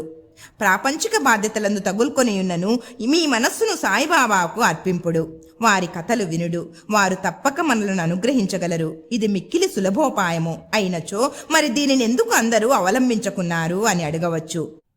కారణమేమనా భగవంతుని కృపా కటాక్షము లేని ఎడల మహాత్ముల చరిత్రలను వినుటకు కూడా మనస్సు అంగీకరించదు. భగవంతుని చేతనే సర్వము నిరాటంకము సుగమము అగును. మహాత్ముల కథలు వినుట అనగా వారి సాంగత్యము చేయుటే. మహాత్ముల సాంగత్యముచే కలుగు ప్రాముఖ్యము చాలా గొప్పది. అది మన అహంకారమును దేహాభిమానమును నశింపచేయును. చావు పుట్టుకలనే బంధములను కూడా నశింపచేయును. హృదయ గ్రంథులను తెగగొట్టును. తుదకు శుద్ధ చైతన్య రూపుడగు భగవంతుని సాన్నిధ్యమునకు తీసుకొని పోవును. విషయ వ్యామోహములయందు మనకు గల అభిమానమును తగ్గించి ప్రాపంచిక కష్ట సుఖములందు విరక్తి కలుగచేసి పారమార్థిక మార్గమున నడుపును. మీకు భగవన్నామ స్మరణము, పూజ, భక్తి వంటి ఇతర సాధనములేవియూ లేకపోయినను కేవలము హృదయపూర్వకముగా మహాత్ములను ఆశ్రయించినచో చాలును. వారు మనలను భవసాగరము నుండి తరింపచేయుదురు. మహాత్ములు అందుకొరకే అవతరించెదరు. ప్రపంచ పాపముల తొలగచేయునట్టి గంగా, గోదావరి, కృష్ణ, కావేరీ మున్నగు పవిత్ర నదులు కూడా మహాత్ములు వచ్చి తమ నీటిలో స్నానము చేసి తమను పావనము చేయవలనని వాంఛించుచుండును. మహాత్ముల మహిమ అట్టిది.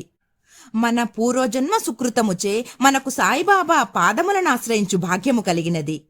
మసీదు గోడ కానుకొని ఊది మహాప్రసాదమును తన భక్తుల యోగక్షేమములకై పంచిపెట్టు సుందర స్వరూపుడును. ఈ ప్రపంచము యొక్క అభావమును చింతించువాడును. సదా పూర్ణానందములో మునిగియుండువాడునగు సాయి పాదములకు సాష్టాంగ నమస్కారములు చేయుచు ఈ అధ్యాయమును ముగించెదను. 10వ అధ్యాయము సంపూర్ణము. సద్గురు శ్రీ సాయినాథార్పణమస్తు. శుభం భవతు. 11వ అధ్యాయము. శ్రీ గణేశాయ నమః, శ్రీ సరస్వత్యై నమః, శ్రీ గురుభ్యో నమః, శ్రీ సాయినాథాయ నమః. సగుణ బ్రహ్మస్వరూపమే సాయిబాబా. డాక్టర్ పండితుని పూజ. హాజీ సిద్దిక్ పాల్కే. పంచభూతములు బాబా స్వాధీనము. సగుణ బ్రహ్మస్వరూపమే సాయిబాబా. భగవంతుడు లేదా బ్రహ్మము 2 విధములుగా అవతరింపవచ్చును. ఒకటి నిర్గుణ స్వరూపము, 2 సగుణ స్వరూపము. నిర్గుణ స్వరూపమునకు ఆకారము లేదు, సగుణ స్వరూపమునకు ఆకారము గలదు. 2ను పరబ్రహ్మము యొక్క స్వరూపములే.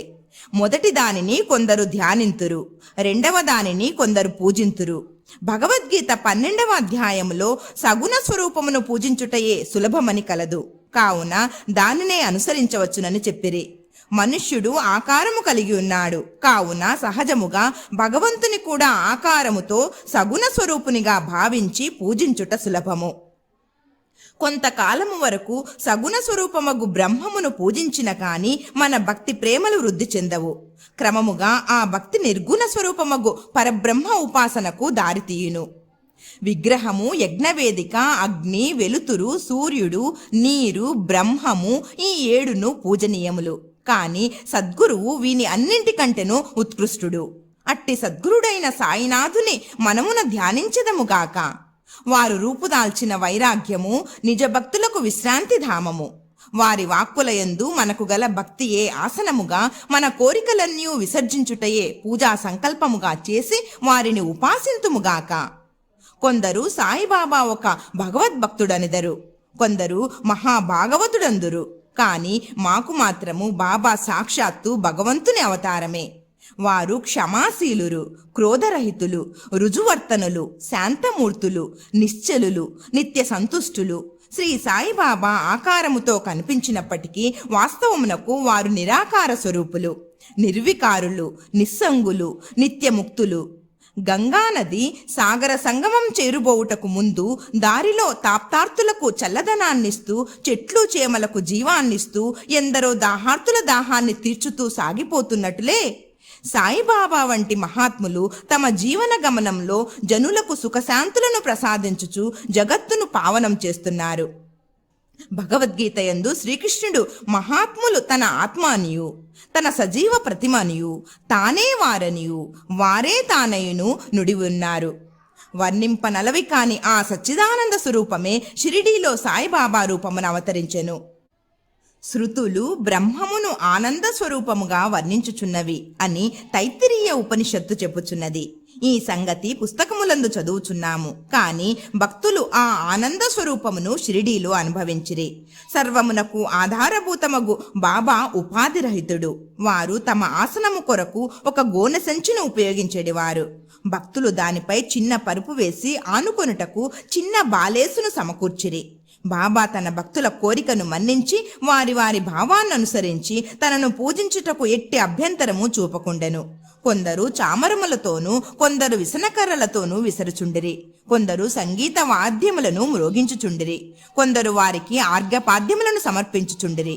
కొందరు వారికి చందనము, అత్తరు పూయిచుండిరి. కొందరు తాంబూలములు సమర్పించుచుండిరి. కొందరు నైవేద్యము సమర్పించుచుండిరి. షిరిడీలో నివసించుచున్నట్లు కనిపించినప్పటికీ వారు సర్వాంతర్యామి. ఎక్కడ చూచినను వారే ఉండువారు. భక్తులు బాబా యొక్క సర్వాంతర్యామిత్వమును ప్రతిరోజు అనుభవించుచుండెడివారు. సర్వాంతర్యామి అగు ఆ సద్గురుమూర్తికి మా వినయపూర్వక సాష్టాంగ నమస్కారములు. డాక్టరు పండితుని పూజ.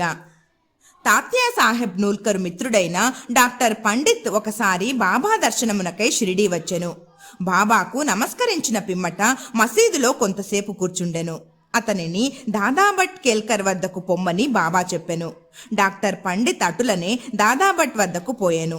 దాదాభట్ అతనిని సగౌరవముగా ఆహ్వానించెను. బాబాను పూజించుటకై పూజా సామాగ్రి పల్లెముతో దాదాభట్ మసీదుకు వచ్చెను. డాక్టర్ పండిత్ కూడా అతనిని అనుసరించెను. దాదాభట్ బాబాను పూజించెను. అంతకు మునుపెవ్వరునూ బాబా నుదుటిపై చందనము పూయుటకు సాహసించలేదు. ఒక్క మహల్సాపతి మాత్రమే బాబా కంఠమునకు చందనము పూయిచుండెను. కాని ఈ అమాయక భక్తుడకు డాక్టర్ పండిత్ దాదాభట్ యొక్క పూజా పల్లెరము నుండి చందనమును తీసుకొని బాబా నుదుటిపై త్రిపుండ్రాకారముగా వ్రాసెను. అందరికీ ఆశ్చర్యము కలుగునట్లు బాబా ఒక్క మాటైనను అనక ఊరకుండెను. ఆనాడు సాయంకాలము దాదాభట్ బాబాను ఇట్లడిగెను, బాబా, మేమెవరమైనా మీ నుదుటిపై చందనము పూయుదుమన్నా నిరాకరింతురే. డాక్టర్ పండిత్ వ్రాయగా ఈనాడేల ఊరకుంటిరి. అందులకు బాబా ప్రసన్నముగా ఇట్లు సమాధానమిచ్చెను, నేనొక ముసల్మానునని, తానొక సద్బ్రాహ్మణుడనని, ఒక మహమ్మదీయుని పూజించుట ద్వారా తాను మైలపడిపోవుదనే దురభిమానము లేకుండా అతడు నాలో తన గురువును భావించుకొని అట్లు చేసెను. అతని నిష్కల్మష భక్తి నన్ను కట్టిపడవేసినది. అతనికి నేనెట్లు అడ్డు చెప్పగలను? దాదాభట్ ఆ తర్వాత డాక్టర్ పండిత్ని ప్రశ్నించగా అతడు బాబాను తన గురువుగా భావించి తన గురువునకు ఒనరించినట్లు బాబా నుదుటిపై త్రిపుండ్రమును వ్రాసి తినే అనెను.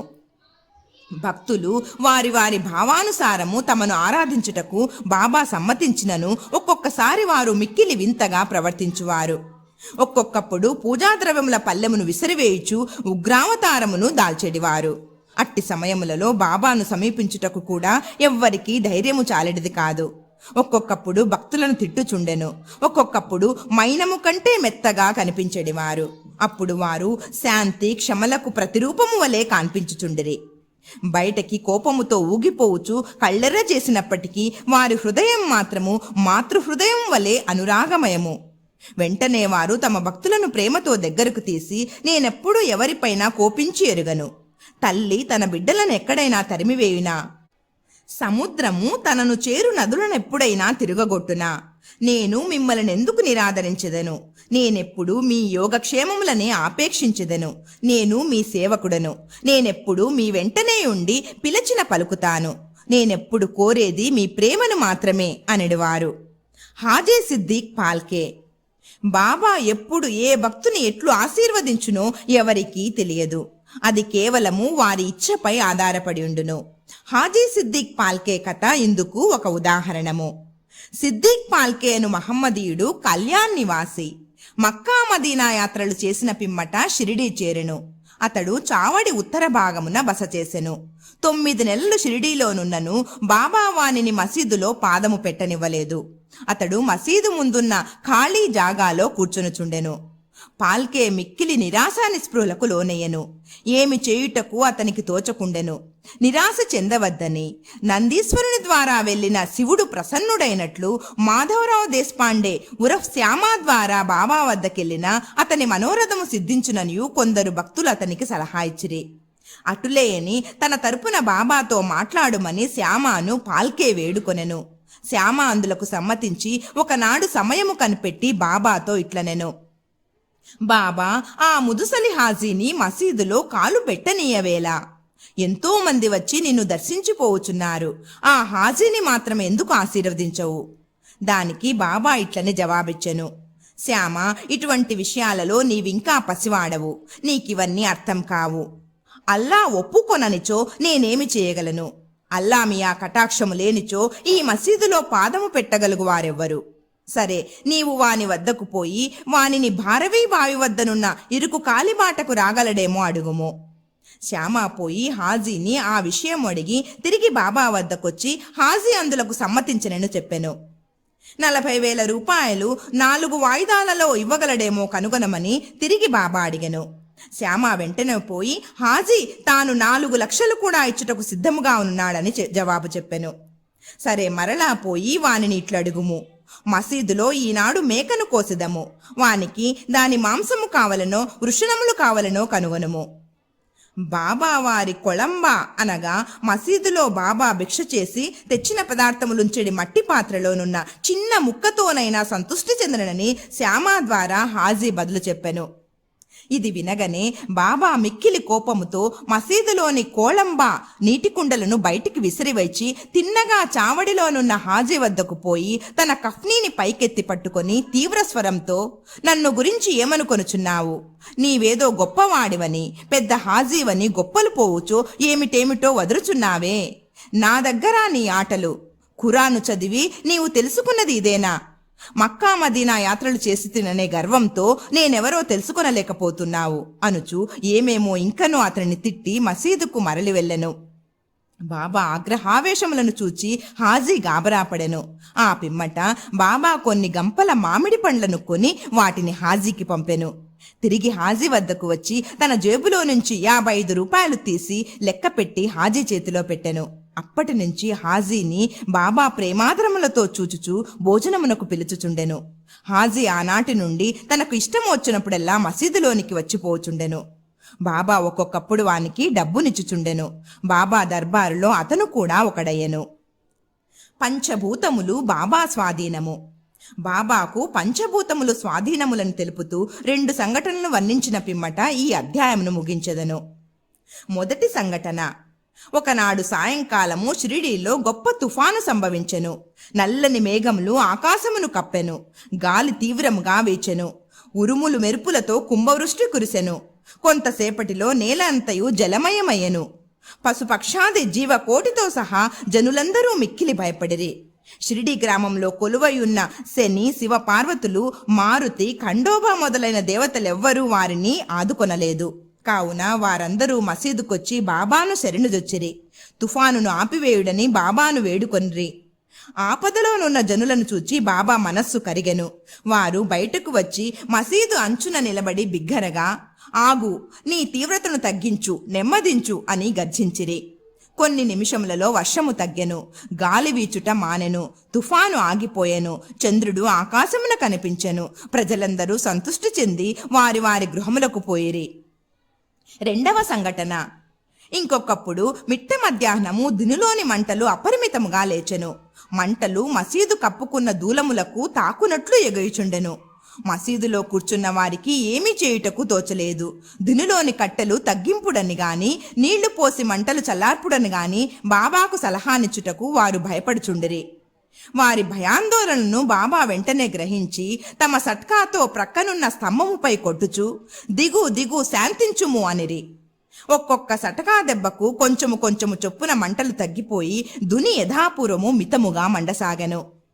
భగవదవతారమైన శ్రీ సాయినాథుడు అట్టివారు. వారి పాదములపై పడి సాష్టాంగ నమస్కారము చేసి సర్వస్య శరణాగతి వేడిన వారినెల్లా బాబా కాపాడెదరు.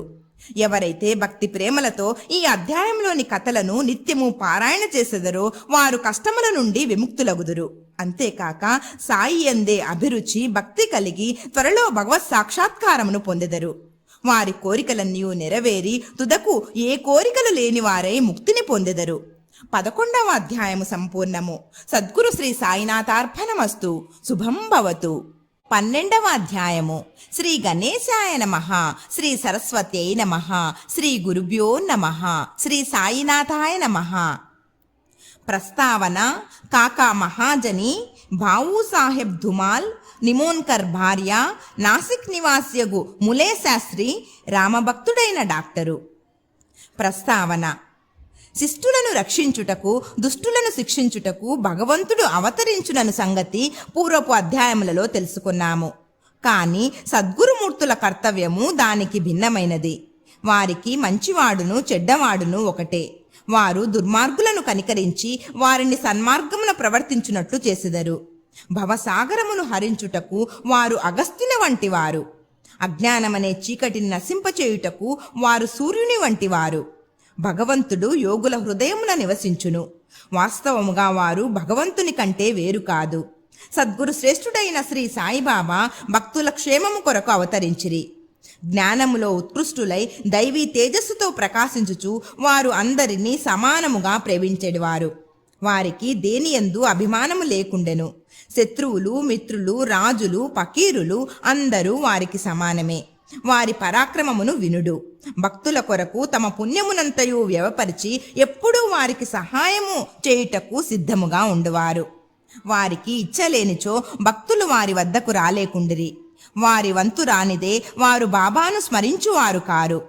వారి లీలలు ఎరుగుట కూడా తటస్థించదు. మరి అట్టి వారికి బాబాను దర్శించుకొనవలన బుద్ధి ఎట్లు పుట్టెను? కొందరు బాబాను దర్శింపవలననుకొండ్రి. కాని బాబా మహాసమాధి చెందులోపల వారికి ఆ అవకాశం కలగలేదు. బాబాను దర్శించవలన కోరిక గలవారు అనేకులు ఉన్నారు.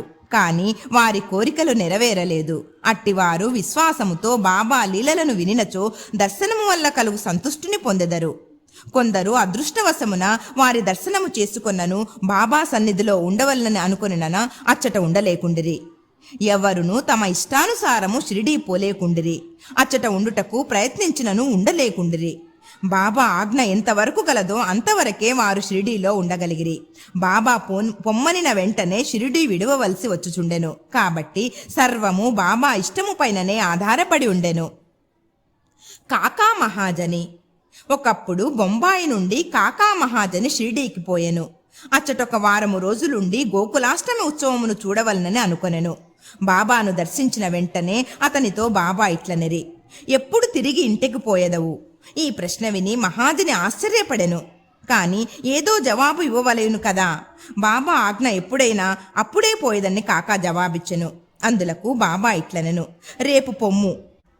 బాబా ఆజ్ఞ అనుల్లంఘనీయము కావున అట్లే చేయవలసి వచ్చెను. అందుచే ఆ మరుసటి దినమే కాకా మహాజని షిరిడీ విడిచెను.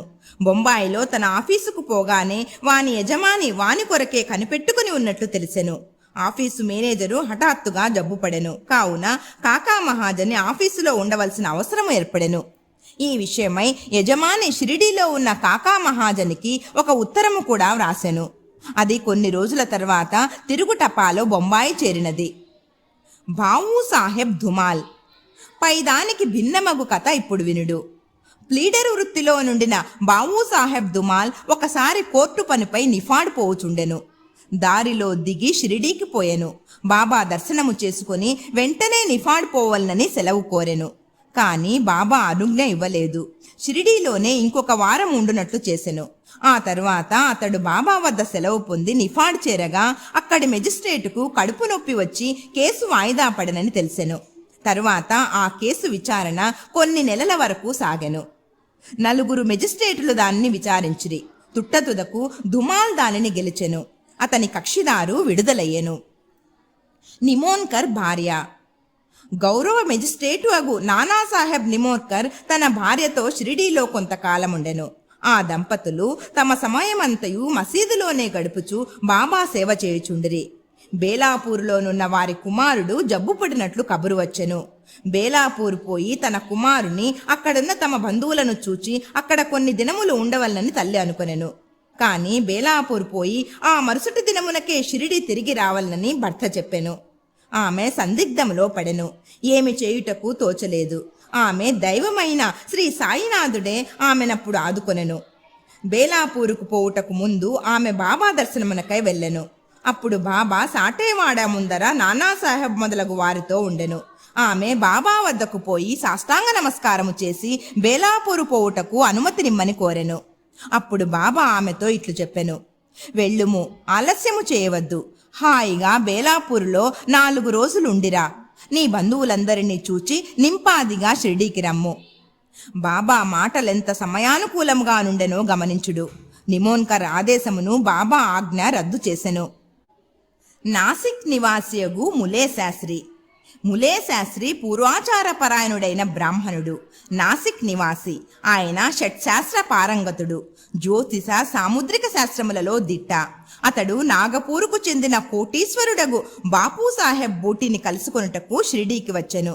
బూటీని చూచిన పిదప బాబా దర్శనమునకై మసీదుకు పోయెను.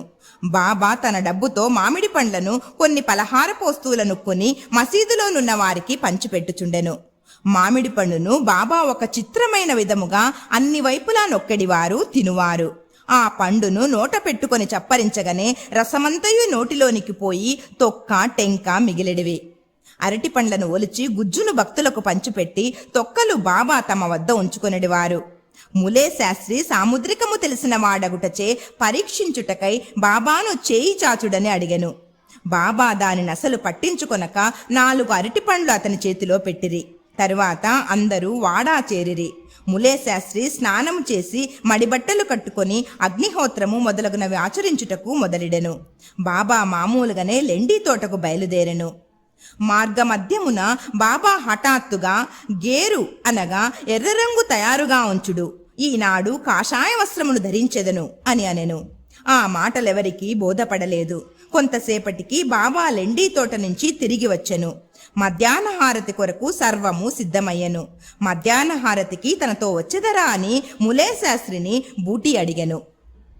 సాయంకాలము బాబా దర్శనము చేసుకున్నదని శాస్త్రి బదులు చెప్పెను. అంతలో బాబా తన ఆసనముపై కూర్చుండెను. భక్తులు వారికి నమస్కరించిరి. హారతి ప్రారంభమయ్యెను. బాబా నాసిక్ బ్రాహ్మణుని వద్ద నుంచి దక్షిణ తెమ్మెనెను. బూటీ స్వయముగా దక్షిణ తెచ్చుటకై పోయెను. బాబా ఆజ్ఞ అతనికి చెప్పగానే అతడు ఆశ్చర్యపడెను. తనలో తాను ఇట్లనుకొనెను, నేను అగ్నిహోత్రిని. బాబా గొప్ప మహాత్ముడే కావచ్చును, కాని నేనాయన ఆశ్రితుడను కానే. వారికి నేనెందులకు దక్షిణనీయవలెను? సాయిబాబా అంతటి మహాత్ముడు బూటీ వంటి సంపన్నుని ద్వారా దక్షిణ అడుగుటచే అతడు కాదనలేకపోయెను. తన అనుష్ఠానమును మధ్యలోనే ఆపి బూటీతో మసీదుకు బయలుదేరెను. మడితోనున్న తాను మసీదులో అడుగొడిన మైలపడిపోవుదనని భావించి మసీదు బయటే దూరముగా నిలబడి బాబాపై పువ్వులను విసిరెను. హఠాత్తుగా బాబా స్థానంలో గతించిన తమ గురువగు గోలవ్ స్వామి కూర్చుని ఉండెను. అతడు ఆశ్చర్యపోయెను. ఇది కళా నిజమా అని సందేహపడెను. తనను తాను గిల్లుకొని మళ్లీ చూచెను. తాను పూర్తి జాగ్రత్తావస్థలోనే ఉన్నాడు. భ్రాంతి అగుటకు వీల్లేదు. అయినచో ఏనాడో గతించిన తన గురువు అచటికి ఎట్లు వచ్చెను. అతనికి నోటమాట రాకుండెను. తుదకు సందిగ్ధములన్నీ విడిచిపెట్టి మసీదులో ప్రవేశించి తన గురువు పాదములపై పడి లేచి చేతులు జోడించి నిలువబడెను. తక్కిన వారందరూ బాబా హారతి పాడుచుండగా ములే శాస్త్రి తన గురునామమును ఉచ్చరించుచుండెను. తాను అగ్రకులమునకు చెందినవాడను, పవిత్రుడను అను అభిజాత్యమును వదిలిపెట్టి తన గురుని పాదములపై పడి సాష్టాంగ నమస్కారము నర్చి కళ్ళు మూసుకొనెను. లేచి కళ్ళు తెరిచి చూచుసరికి వానిని దక్షిణ అడుగుచూ సాయిబాబా కనిపించెను. బాబా వారి ఆనంద రూపమును, ఊహకందని వారి శక్తిని చూచి ములే శాస్త్రి మైమరచెను. మిక్కిలి సంతుష్టి చెందెను. అతని నేత్రములు సంతోష బాష్పములచే నిండెను. మనస్ఫూర్తిగా బాబాకు తిరిగి నమస్కరించి దక్షిణ ఇచ్చెను. తన సందేహము తీరినదనియు తనకు గురుదర్శనమైనదనియు చెప్పెను. బాబా యొక్క ఆ ఆశ్చర్యకరమైన లీలను గాంచిన వారందరూ అచ్చెరు ఉందిరి. గేరు తెండు కాషాయ వస్త్రములను ధరించెదను అని అంతకుముందు బాబా పలికిన మాటలకు అర్థమును అప్పుడు వారు గ్రహించిరి. సాయి యొక్క లీలలు ఆశ్చర్యకరములు. రామభక్తుడైన డాక్టరు. ఒకనాడొక మామలతదారు తన స్నేహితుడు డాక్టరుతో కలిసి షిరిడీ వచ్చెను. షిరిడీ బయలుదేరుటకు ముందు తన మిత్రునితో ఆ డాక్టరు తన ఆరాధ్య దైవము శ్రీరాముడనియు తాను షిరిడీకి పోయి ఒక మహమ్మదీయునికి మనస్కరించుట లేదని చెప్పెను. అక్కడ షిరిడీలో బాబాకు నమస్కరించుమని ఎవ్వరూ బలవంత పెట్టరనియు కలిసి సరదాగా గడుపుటకు తనతో రావాలనియు మామలతదారు కోరెను. దానికి ఆ డాక్టరు సమ్మతించెను. షిరిడీ చేరి బాబాను చూచుటకు వారు మసీదుకు పోయేరి. అందరికంటే ముందు డాక్టరు బాబాకు నమస్కరించుట చూచి అందరూ ఆశ్చర్యపడిరి. తన మనోనిశ్చయమును మార్చుకొని ఒక మహమ్మదీయునకు ఎట్లు నమస్కరించితివని అందరూ అడిగిరి. తన ఇష్టదైవమగు శ్రీరాముడు ఆ గద్దెపైన తనకు కాన్పించుటచే వారి పాదములపై పడి సాష్టాంగ నమస్కారం ఓనర్చితినని డాక్టరు బదులిడెను. అతడట్లని తిరిగి చూడగా అక్కడ సాయిబాబానే కాన్పించెను. ఏమీ తోచక అతడు ఇది స్వప్నమా ఏమి? వారు మహమ్మదీయుడొకట ఎట్లు? వారు గొప్ప యోగ సంపన్నులైన అవతార పురుషులు అని నుడివెను. ఆ మరుసటి దినమే డాక్టర్ ఏదో దీక్ష వహించి ఉపవాసం ఉండెను. బాబా తనను అనుగ్రహించు వరకు మసీదుకు పోనను నిశ్చయముతో మసీదుకు వెళ్ళుట మానెను. ఇట్లు 3 రోజులు గడిచెను. 4వ దినమున తన ప్రియ స్నేహితుడొకడు ఖాందేశు నుండి రాగా వానితో కలిసి మసీదులో బాబా దర్శనమునకై తప్పక మసీదుకు పోవలసి వచ్చెను. బాబాకు నమస్కరించగానే బాబా అతనితో ఎవరైనా వచ్చి నిన్నిక్కడకు రమ్మని పిలిచితిరా ఏమి ఇట్లు వచ్చితివి అని ప్రశ్నించెను. ఆ ప్రశ్న డాక్టరు మనస్సును కదిలించెను. ఆనాటి రాత్రియే నిద్రలో అతనికి గొప్ప ఆధ్యాత్మిక అనుభూతి కలిగి అనిర్వచనీయమైన ఆనందాన్ని అనుభవించెను. ఆ తరువాత అతడు తన ఊరికి పోయినను ఆ ఆనందానుభూతి 15 దినముల వరకు అటులనే ఉండెను. ఆ ప్రకారముగా అతనికి సాయిబాబా యందు భక్తి అనేక రెట్లు వృద్ధి పొందెను. పై కథల వలన ముఖ్యముగా ములే శాస్త్రి కథ వలన నేర్చుకొనిన నీతి ఏమనా మనము మన గురువునందే అనన్యమైన నిశ్చల విశ్వాసమును ఉంచవలెను. వచ్చే అధ్యాయములో మరికొన్ని సాయిలీలలు చెప్పెదనము. 12వ అధ్యాయము సంపూర్ణము. సద్గురు శ్రీ సాయినాథార్పణమస్తు. శుభం భవతు. 13వ అధ్యాయము. శ్రీ గణేశాయ నమః. శ్రీ సరస్వత్యై నమః. శ్రీ గురుభ్యో నమః. శ్రీ సాయినాథాయ నమః. మాయ యొక్క అనంత శక్తి భీమాజీ పాటీలు, బాలాగణపతి షింపి, బాపూసాహెబ్ బూటి, ఆళంది స్వామి, కాకా మహాజని, హార్దానివాసి దత్తోపంతు, ఇంకొక 3 వ్యాధులు. మాయ యొక్క అనంత శక్తి. బాబా మాటలు క్లుప్తముగను, భావగర్భితముగను, అర్థపూర్ణముగను, శక్తివంతముగను, సమతూకముతోనూ ఉండెడివి.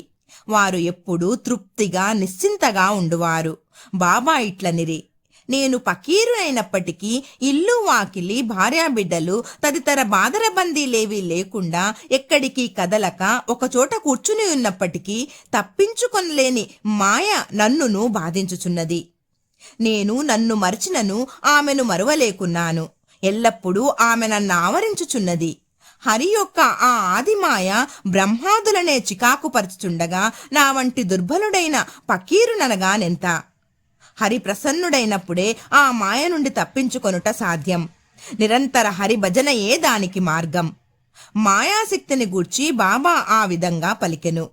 మహాభాగవతంలో శ్రీకృష్ణుడు యోగులు తన సజీవ ప్రతిరూపములని ఉద్ధవునకు చెప్పి ఉన్నాడు. తన భక్తుల మేలు కొరకు బాబా ఇంకా ఏమి చెప్పి ఉన్నారో వినుడు. ఎవరు అదృష్టవంతులో, ఎవరి పాపములు క్షీణించినవో వారే నన్ను భజించుటయందు తత్పరులై నన్నెరుగగలరు. ఎల్లప్పుడూ సాయి సాయి అని నన్ను స్మరించుచుండిన 7 సముద్రములు దాటించెదను. ఈ మాటలను విశ్వసింపుము, తప్పక మేలు పొందెదవు. పూజాతంతుతో నాకు పని లేదు. షోడశోపచారములు కాని అష్టాంగ యోగములు కాని నాకు అవసరం లేదు. భక్తి ఉన్న చోటనే నా నివాసము. ఇక తమకు పూర్తిగా శరణాగతులైన వారి క్షేమము కొరకు బాబా ఏమి చేసెనో వినుడు. భీమాజీ పాటీలు. పూనా జిల్లా జున్నరు తాలూకా నారాయణగాం వాస్తవ్యుడు భీమాజీ పాటీలు 1909వ సంవత్సరంలో తీవ్రమైన ఊపిరితిత్తుల రుగ్మతకు గురయ్యెను. తుదకు అది క్షయవాదిగా పరిణమించెను. అన్ని రకముల ఔషధములను వాడెను కాని ప్రయోజనము లేకుండెను. ఇక ఆశలన్నీ వదులుకొని, ఓ భగవంతుడా, ఇక నీవే నా దిక్కు, నన్ను కాపాడు అని ప్రార్థించెను. మన పరిస్థితులు బాగుండునంత వరకు మనము భగవంతుని తలచము అను సంగతి అందరికీ తెలిసినదే. కష్టములు మనలను ఆవరించినప్పుడు మనము భగవంతుని జ్ఞప్తికి తెచ్చుకునేదము. అట్లనే భీమాజీ కూడా భగవంతుని స్మరించెను. ఆ తరువాత తన అనారోగ్య విషయమై బాబా భక్తుడగు నానాసాహెబ్ చందోర్కర్తో సలహా చేయవలన ఆలోచన కలిగెను. వెంటనే తన జబ్బు యొక్క వివరములన్నీ తెలుపుచూ ఆయనకొక లేఖ వ్రాసి అతని అభిప్రాయమును అడిగెను. బాబా పాదములపై పడి బాబాను శరణు వేడుకొనుట ఒక్కటే ఆరోగ్యమునకు సాధనమని నానాసాహెబ్ చందోర్కర్ జవాబు వ్రాసెను. అతడు నానాసాహెబ్ సలహాపై ఆధారపడి షిరిడీకి పోవుటకు ఏర్పాట్లన్నీ చేసుకొనెను. అతనిని షిరిడీకి తెచ్చి మసీదులోనున్న బాబా ముందు కూర్చొనబెట్టిరి. నానాసాహెబ్ శ్యామ కూడా అచ్చటనే కూర్చుండిరి. ఆ జబ్బు వాని గత జన్మలోని పాపకర్మల ఫలితమని అతని విషయంలో తాను జోక్యము చేసుకునదల్చటలేదని బాబా చెప్పెను. కాని రోగి తనకు వేరే దిక్కు లేదనియు అందుచే చివరకు వారి పాదములను ఆశ్రయించిందననియు మొరపెట్టుకొని వారి కటాక్షమునకై వేడుకొనెను. అతని ప్రార్థనకు బాబా హృదయము కరిగెను. అప్పుడు బాబా అతనితో ఇట్లనిరి: ఊరడిల్లుము, నీ ఆతురతను పారద్రోలుము, నీ కష్టములు గట్టెక్కినవి. ఎంతటి పీడ బాధలున్న వారైనను ఎప్పుడైతే ఈ మసీదు మెట్లు ఎక్కుదురో వారి కష్టములన్నీ నిష్క్రమించి సంతోషమునకు దారితీయును. ఇచ్చటి పకీరు మిక్కిలి దయాద్ర హృదయుడు, వారి రోగమును తప్పక బాగుచేయును. ఈ పకీరు అందరినీ ప్రేమతోనూ దయతోనూ కాపాడును. ప్రతి 5 నిమిషములకు రక్తము గ్రక్కుచుండిన ఆ రోగి బాబా సముఖమున ఒక్కసారి అయినను రక్తము గ్రక్కలేదు. బాబా వానిని దయతో కాపాడదనను అభయమిచ్చిన వెంటనే రోగము నయమగుట ప్రారంభించెను. వానిని భీమాబాయి ఇంటిలో బస చేయమని బాబా చెప్పెను. భీమాజీ వంటి రోగికి ఆ ఇల్లు అంత సదుపాయమైనది కాని ఆరోగ్యకరమైనది కాదు. కాని బాబా ఆజ్ఞ జవదాటరానిది. అతడు షిరిడీలో నుండినప్పుడు బాబా అతనికి 2 స్వప్నానుభవములనిచ్చి వాని రోగమును కుదిర్చెను. మొదటి స్వప్నంలో వాడొక పాఠశాల విద్యార్థిగా పద్యములు కంఠోపాఠము చేయకుండుటచే క్లాసు ఉపాధ్యాయుడు దెబ్బలు కొట్టినట్లు కనిపించెను. రెండవ స్వప్నంలో వాని ఛాతీపై పెద్ద బండను వైచి క్రిందకు మీదకు త్రోయుటచే మిక్కిలి బాధను అనుభవించెను. స్వప్నంలో పడిన ఈ బాధలతో వాని జబ్బు నయమై వాడు ఇంటికి పోయెను. ఆ తర్వాత అతడప్పుడప్పుడు షిరిడీకి వచ్చుచుండెను. బాబా తనకు చేసిన మేలును జ్ఞప్తి ఎందుంచుకొని బాబా పాదములపై సాష్టాంగ నమస్కారములు చేయుచుండెను. బాబా తన భక్తుల వద్ద నుంచి ఏమీయూ కాంక్షించేడి వారు కారు. వారికి కావలసినదేమనా భక్తులు తాము పొందిన మేలును జ్ఞప్తి ఎందుంచుకొని అచంచలమైన నమ్మకమును భక్తియును కలిగినుటయే. మహారాష్ట్ర దేశంలో నెలకొకసారి కాని పక్షమునకొకసారి కాని ఇళ్లలో సత్యనారాయణ వ్రతము చేయుట సంప్రదాయము. కాని భీమాజీ పాటీలు ఆ సత్యనారాయణ వ్రతమునకు మారుగా క్రొత్తగా సాయి సత్యవ్రతమును తన ఊరు చేరిన వెంటనే ప్రారంభించెను. బాలాగణపతి షింపి. బాలాగణపతి అనువాడు బాబా భక్తుడు. ఒకసారి అతడు మలేరియా జబ్బుచే మిగుల బాధపడెను. అన్ని రకముల ఔషధములు కషాయములు పుచ్చుకొనెను. కాని నిష్ప్రయోజనమయ్యెను. జ్వరము కొంచెమైనా తగ్గలేదు. షిరిడీకి పరిగెత్తెను. బాబా పాదములపై పడెను. బాబా వానికి లక్ష్మీ మందిరము ముందరనున్న నల్ల కుక్కకు పెరుగన్నము కలిపి పెట్టమని చెప్పెను. ఆ వింత రోగ నివారణోపాయము ఎట్ల నెరవేర్చవలనో బాలాకు తెలియకుండెను. ఇంటికి పోగా అచట అన్నము పెరుగు సిద్ధముగా నుండుట చూచెను. రెండిటినీ కలిపి లక్ష్మీ మందిరం వద్దకు తెచ్చెను. అచ్చటొక నల్లని కుక్క తోక ఆడించుచూ కనిపించెను. పెరుగన్నము కుక్క ముందర పెట్టెను. కుక్క దానిని తినెను. అంతటితో బాలాగణపతి మలేరియా జబ్బు శాశ్వతముగా పోయెను. బాపూ సాహెబ్ బూటీ. ఒకానొకప్పుడు బాపూ సాహెబ్ బూటీ జిగట విరేచనములతోనూ వమనములతోనూ బాధపడుచుండెను. అతని అలమారు నిండా మంచి మంచి మందులుండెను. కాని అవేమియూ గుణమివ్వలేదు. విరేచనముల వల్లను వమనముల వల్లను బాపూ సాహెబ్ బాగా నీరసించెను. అందుచే బాబా దర్శనమునకై మసీదుకు కూడా పోలేకుండెను.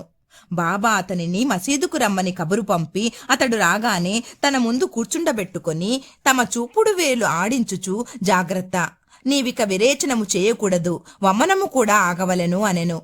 బాబా మాటల సత్తువను చూడుడు. వెంటనే ఆ 2 వ్యాధులు పారిపోయెను. బూటీ జబ్బు కుదిరెను. ఇంకొకప్పుడు బూటీకి కలరా సోకెను. తీవ్రమైన దప్పికతో బాధపడుచుండెను. డాక్టరు పిళ్ళే అను వైద్యుడు అన్ని ఔషధములను ప్రయత్నించెను. కాని రోగము కుదరలేదు. బాపు సాహెబు అప్పుడు బాబా వద్దకు వెళ్లి ఏ ఔషధము పుచ్చుకొనినచో తన దాహము పోయి జబ్బు కుదురునని సలహా అడిగెను.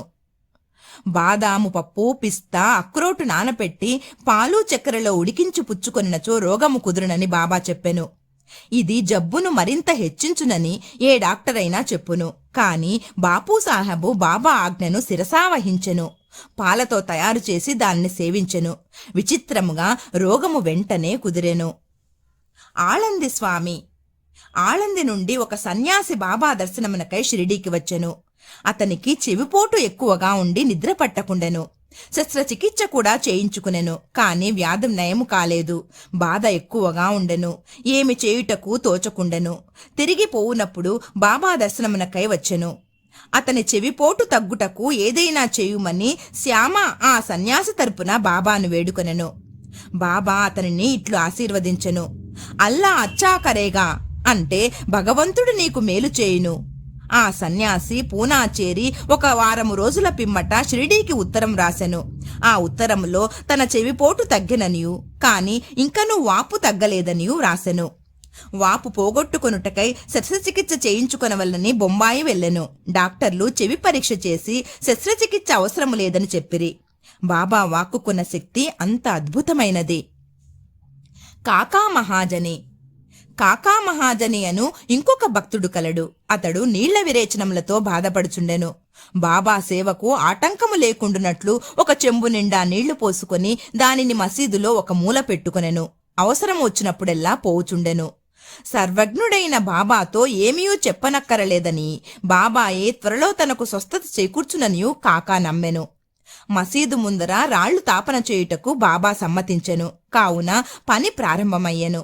వెంటనే బాబా కోపోద్దీపుతుడై బిగ్గరగా అర్చెను. అందరూ పరుగెత్తి పారిపోయిరి. కాకా కూడా పరుగుడ మొదలెడెను. కాని బాబా అతనిని పట్టుకొని అచ్చట కూర్చుండబెట్టెను. ఆ సందడిలో ఎవరో వేరుశనగపప్పు ఉన్న చిన్న సంచిని అచ్చట విడిచి పారిపోయిరి. బాబా ఒక పిడికెడు శనగపప్పు తీసి చేతులతో నలిపి పొట్టును ఊది శుభ్రమైన పప్పును కాకాకిచ్చి తినుమనెను. తిట్టుట, శుభ్రపరచుట, తినుట ఒకేసారి జరుగుచుండెను. బాబా కొంత పప్పును తినెను. సంచి ఉత్తది కాగానే నీళ్లు తీసుకుని రమ్మని బాబా కాకాను ఆజ్ఞాపించెను. కాకా కుండతో నీళ్లు తెచ్చెను. బాబా కొన్ని నీళ్లు త్రాగి కాకాను కూడా త్రాగుమనెను. అప్పుడు బాబా ఇట్లనెను, నీ నీళ్ల విరేచనములు ఆగిపోయినవి. ఇప్పుడు నీవు రాళ్లు తాపన చేయు పనిని చుచుకొనవచ్చును. అంతలో పారిపోయిన వారందరూ తిరిగి మసీదు చేరిరి. పని ప్రారంభించబడెను. విరేచనములు ఆగిపోవుటచే కాకా కూడా వారితో కలిసెను. నీళ్ల విరేచనములకు వేరుశెనగపప్పు ఔషధమా? వైద్యశాస్త్ర ప్రకారము వేరుశెనగపప్పు విరేచనములను హెచ్చించునుగాని తగ్గించలేదు. ఇందు నిజమైన ఔషధము బాబా యొక్క వాక్యే. హార్దా నివాసి దత్తోపంతు. దత్తోపంతు హార్దా గ్రామ నివాసి. అతడు కడుపు నొప్పితో 14 సంవత్సరములు బాధపడెను. ఏ ఔషధము వానికి గుణమునివ్వలేదు. అతడు బాబా కీర్తి వినెను. వారు జబ్బులను దృష్టి చేతనే బాగు చేసరను అనుకొని సంగతి తెలుసుకొని షిరిడీకి పోయి బాబా పాదములపై పడెను. బాబా అతనిని దయాదృష్టితో ఆశీర్వదించెను. బాబా అతని తలపై తమ హస్తము నుంచి ఊదీ ప్రసాదమిచ్చి ఆశీర్వదించగానే అతనికి గుణమిచ్చెను. ఆ జబ్బు వలన తిరిగి అతడు ఎన్నడూ బాధపడలేదు.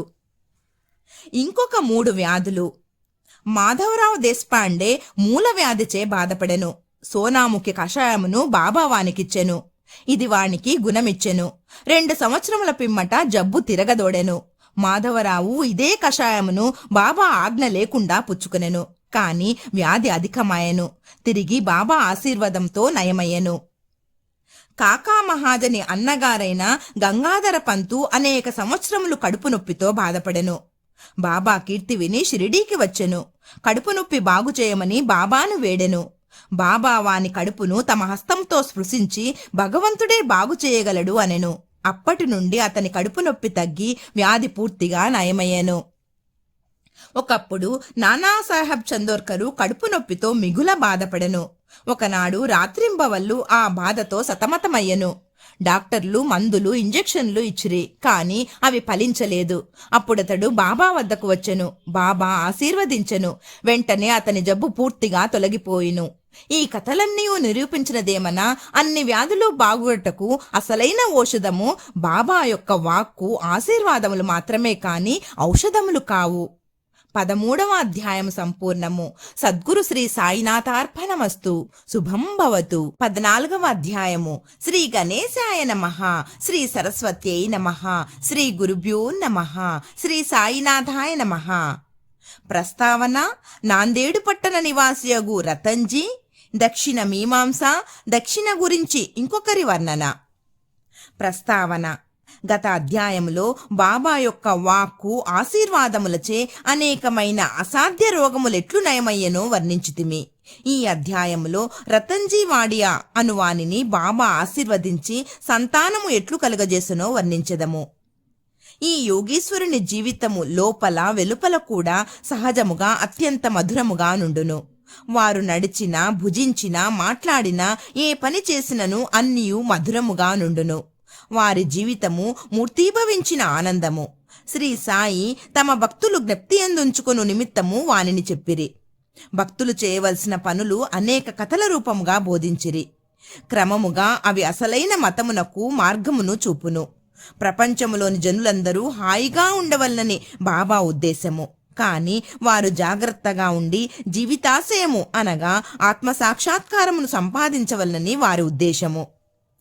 గత జన్మల పుణ్యము కొలది మనకు మానవ జన్మ లభించినది. కాబట్టి దాని సహాయముతో భక్తిని అవలంబించి దానివల్ల జన్మరాహిత్యమును పొందవలెను. కనుక మనమెప్పుడునూ బద్దకించరాదు. ఎల్లప్పుడూ జాగ్రత్తగా ఉండి జీవితాశయమును, దాని ముఖ్యోద్దేశమునైన మోక్షమును సంపాదించవలెను. ప్రతి నిత్యము సాయి లీలలు వినినచో నీవు శ్రీ సాయిని చూడగలవు. నీ మనస్సున వారిని రాత్రింబవళ్ళు జ్ఞప్తి ఎందుంచుకొనుము. ఈ ప్రకారంగా శ్రీ సాయిని అవగాహనము చేసుకొన్నచో నీ మనస్సులోని చాంచల్యమంతయు పోవును. ఇటులే కొనసాగిన ఎడల తుదకు శుద్ధ చైతన్యమునందు కలిసిపోదువు. నాందేడు పట్టణ నివాసియగు రతన్జీ. ఇక ఈ అధ్యాయపు ముఖ్య కథను ప్రారంభించదము. నైజాం ఇలాకాలోని నాందేడులో పార్సీ వర్తకుడు ఒకడుండెను. అతని పేరు రతన్జీ షాపూర్జీ వాడియా. అతడు చాలా ధనమునార్జించెను. పొలములు, తోటలు సంపాదించెను. పశువులు, బండ్లు, గుర్రములు మొదలగు ఐశ్వర్యముతో తులతూగుచుండెను. బయటకు చూచుటకు చాలా సంతుష్టిగా, సంతోషముతో కనిపించేవాడు. కాని లోపల వాస్తవముగా అట్లుండెడివాడు కాడు. ఈ లోకమునందు పూర్తి సుఖముగానున్న వారొక్కరూ లేరు. ధనికుడగు రతన్జీ కూడా ఏదో చింతతో ఉండెను. అతడు ఔదార్యము కలవాడు, దాన ధర్మములు చేయువాడు, బీదలకు అన్నదానము, వస్త్రదానము చేయుచుండువాడు. అందరికీ అన్ని విధముల సహాయము చేయుచుండువాడు.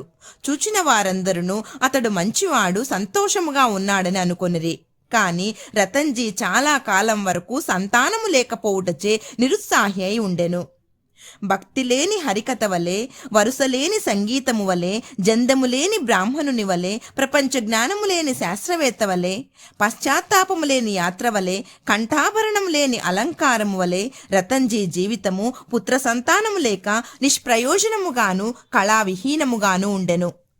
రతన్జీ ఎల్లప్పుడూ ఈ విషయమును గూర్చియే చింతించుచుండెను. రతన్జీ తనలో తాను ఇట్లనుకొనెను: భగవంతుడెన్నడైనా సంతుష్టి చెంది పుత్ర సంతానము కలుగజేయడా? మనస్సునందలి ఈ చింతతో అతడు ఆహారమందు రుచి కోల్పోయాను. రాత్రింబవళ్ళు తనకు పుత్ర సంతానము కలుగునా లేదా అను ఆతురతో ఉండువాడు. దాసగను మహారాజునందు గొప్ప గౌరవము కలిగి ఉండేడివాడు. ఒకనాడు దాసగను మహారాజును కలిసి ఆయనతో తన మనస్సులోని కోరికను చెప్పెను. దాసగను అతనికి షిరిడీకి వెళ్ళమని సలహా ఇచ్చెను. బాబాను దర్శించుమనెను. బాబా ఆశీర్వాదము పొందమనెను. సంతానము కొరకు వేడుకొనమనెను. రతన్జీ దీనికి సమ్మతించెను. షిరిడీకి వెళ్ళుటకు నిశ్చయించెను. కొన్ని దినముల తర్వాత షిరిడీకి వెళ్ళెను. బాబా దర్శనము చేసెను. బాబా పాదముల మీద పడెను. ఒక బుట్టలో చక్కని పూలమాలను తెచ్చి దానిని బాబా మెడలో వేసి ఒక గంపతో పండ్లను బాబాకు సమర్పించెను. మిక్కిలి వినయ విధేయతలతో బాబా దగ్గర కూర్చుండి ఇట్లు ప్రార్థించెను: కష్టదశలోనున్న వారనేక మంది నీ దర్శనమునకు రాగా వారిని వెంటనే రక్షించి కాపాడెదవు. ఈ సంగతి విని నీ పాదములను ఆశ్రయించి తిని. కనుక దయయుంచి నాకు ఆశాభంగము కలుగజేయకుము. బాబాకు 5 రూపాయలు దక్షిణ ఇవ్వవలని రతన్జీ తన మనసులో తలచెను. బాబా అతనిని 5 రూపాయలు దక్షిణ కోరి అతడా పైకము ఇచ్చినంతలో తనకు 3 రూపాయల 14 అణాలు ఇంతకు పూర్వమే ముట్టి ఉండెనని, కాన మిగిలిన 1 రూపాయి 2 అణాలు మాత్రమే ఇమ్మనెను. ఇది విని రతన్జీ మిగుల ఆశ్చర్యపడెను. బాబా అనిన మాటలను రతన్జీ గ్రహించుకొనలేకపోయాను. కాని బాబా పాదముల వద్ద కూర్చుండి మిగతా దక్షిణ ఇచ్చెను. తాను వచ్చిన పని అంతయు బాబాకు విన్నవించి తనకు పుత్ర సంతానము కలుగజేయమని వేడెను. బాబా మనస్సు కరిగెను. దిగులు పడకు, నీ కీడు రోజులు ముగిసినవి. అల్లా నీ మనస్సులోని కోరికను నెరవేర్చునని చెప్పాను. బాబా వద్ద సెలవు పుచ్చుకొని రతన్జీ నాందేడుకు వచ్చెను. దాసగనుకు షిరిడిలో జరిగిన వృత్తాంతమంతయు తెలిపెను. అంతయు సవ్యముగా జరిగననియు, బాబా దర్శనము, వారి ఆశీర్వాదము, ప్రసాదము లభించనని, ఒక్కటి మాత్రమే తనకు బోధపడని సంగతి కలదని అనెను. తమకు అంతకు ముందే 3 రూపాయల 14 అణాలు ముట్టివెనని బాబా అనిన మాటలకు అర్థమేమని దాసగనును అడిగెను.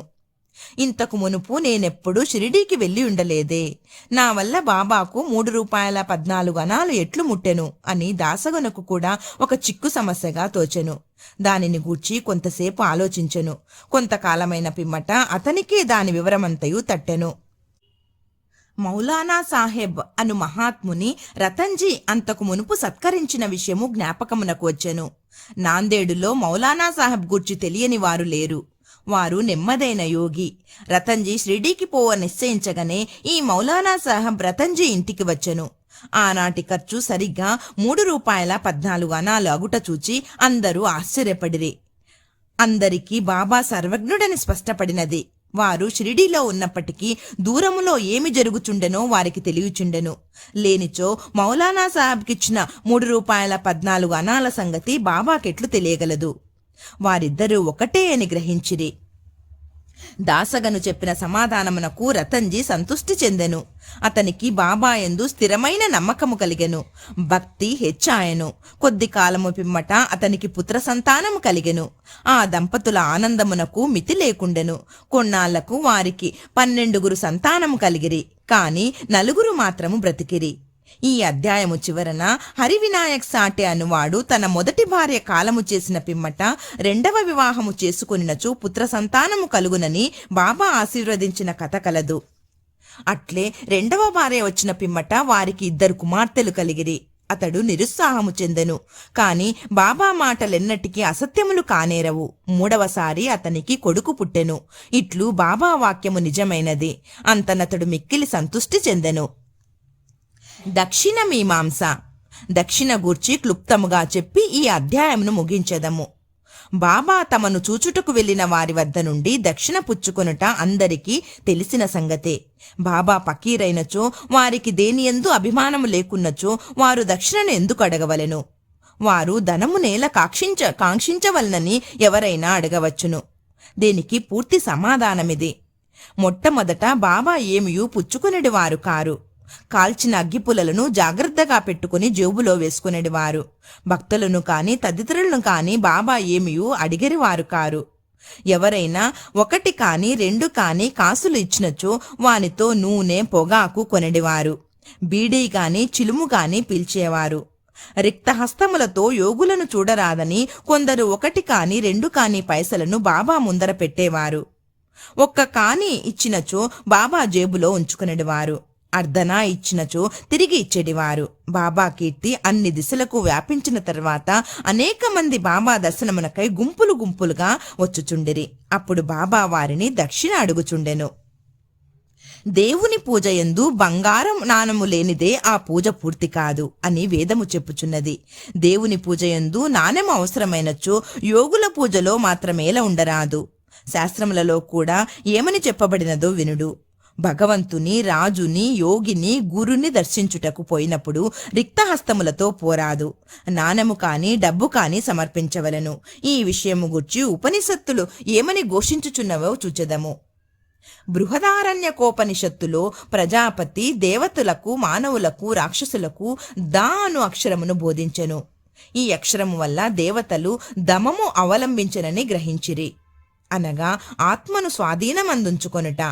మానవులు ఈ అక్షరమును దానముగా గ్రహించిరి, రాక్షసులు దీనిని దయ అని గ్రహించిరి. దీనిని బట్టి మానవులు దానము చేయవలనను నియమం ఏర్పడినది. తైత్తరీయోపనిషత్తు దానము మొదలగు సుగుణములను అభ్యసించవలయునని చెప్పును.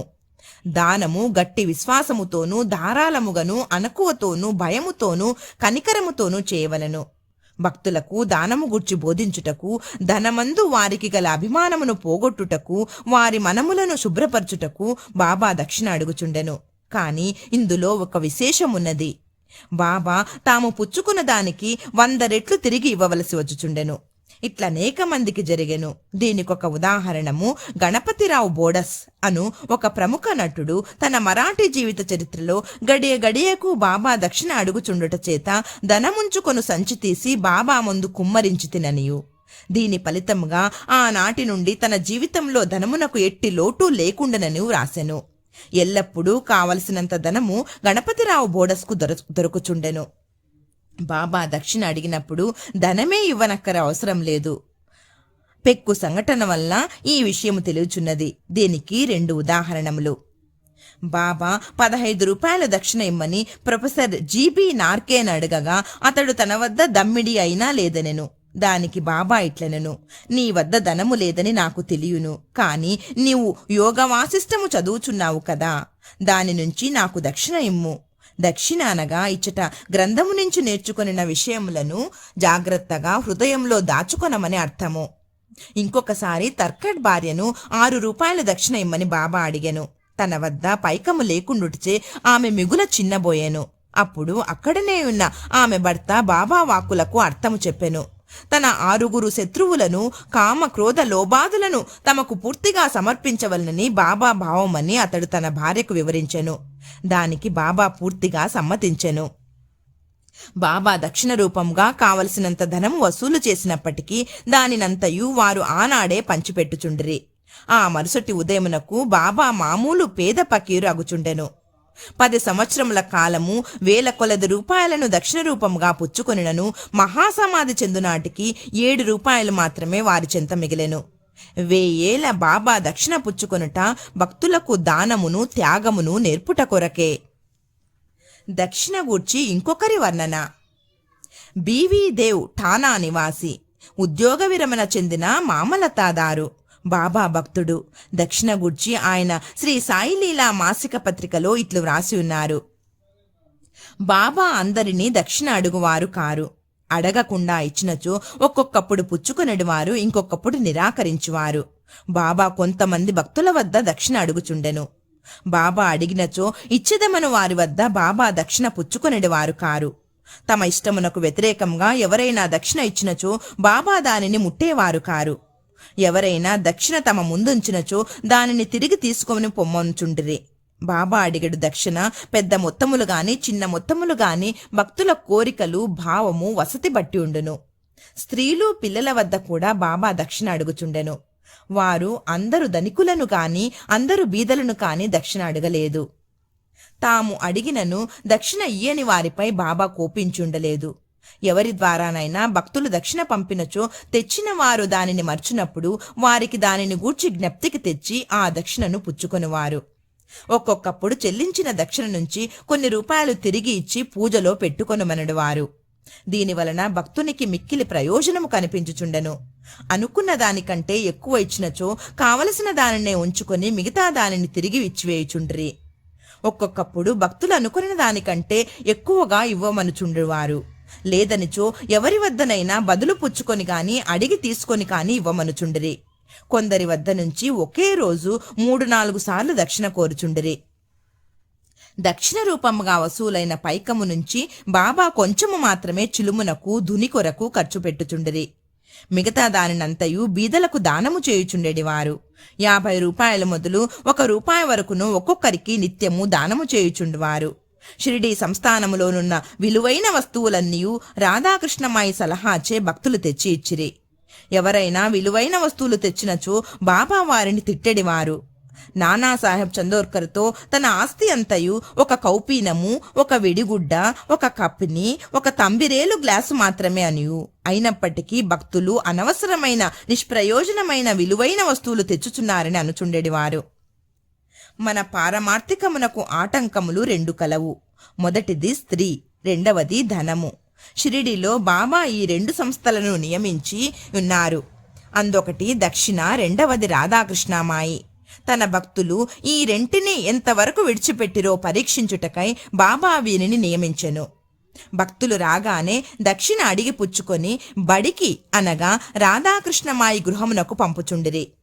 ఈ రెండు పరీక్షలకు తట్టుకున్నచో అనగా కనకమందు కాంతయందు అభిమానము పోయినదని నిరూపించినప్పుడే బాబా దయ వలన ఆశీర్వాదము వలన వారి పారమార్థిక ప్రగతి శీఘ్రమగుట దృఢపడుచుండెను.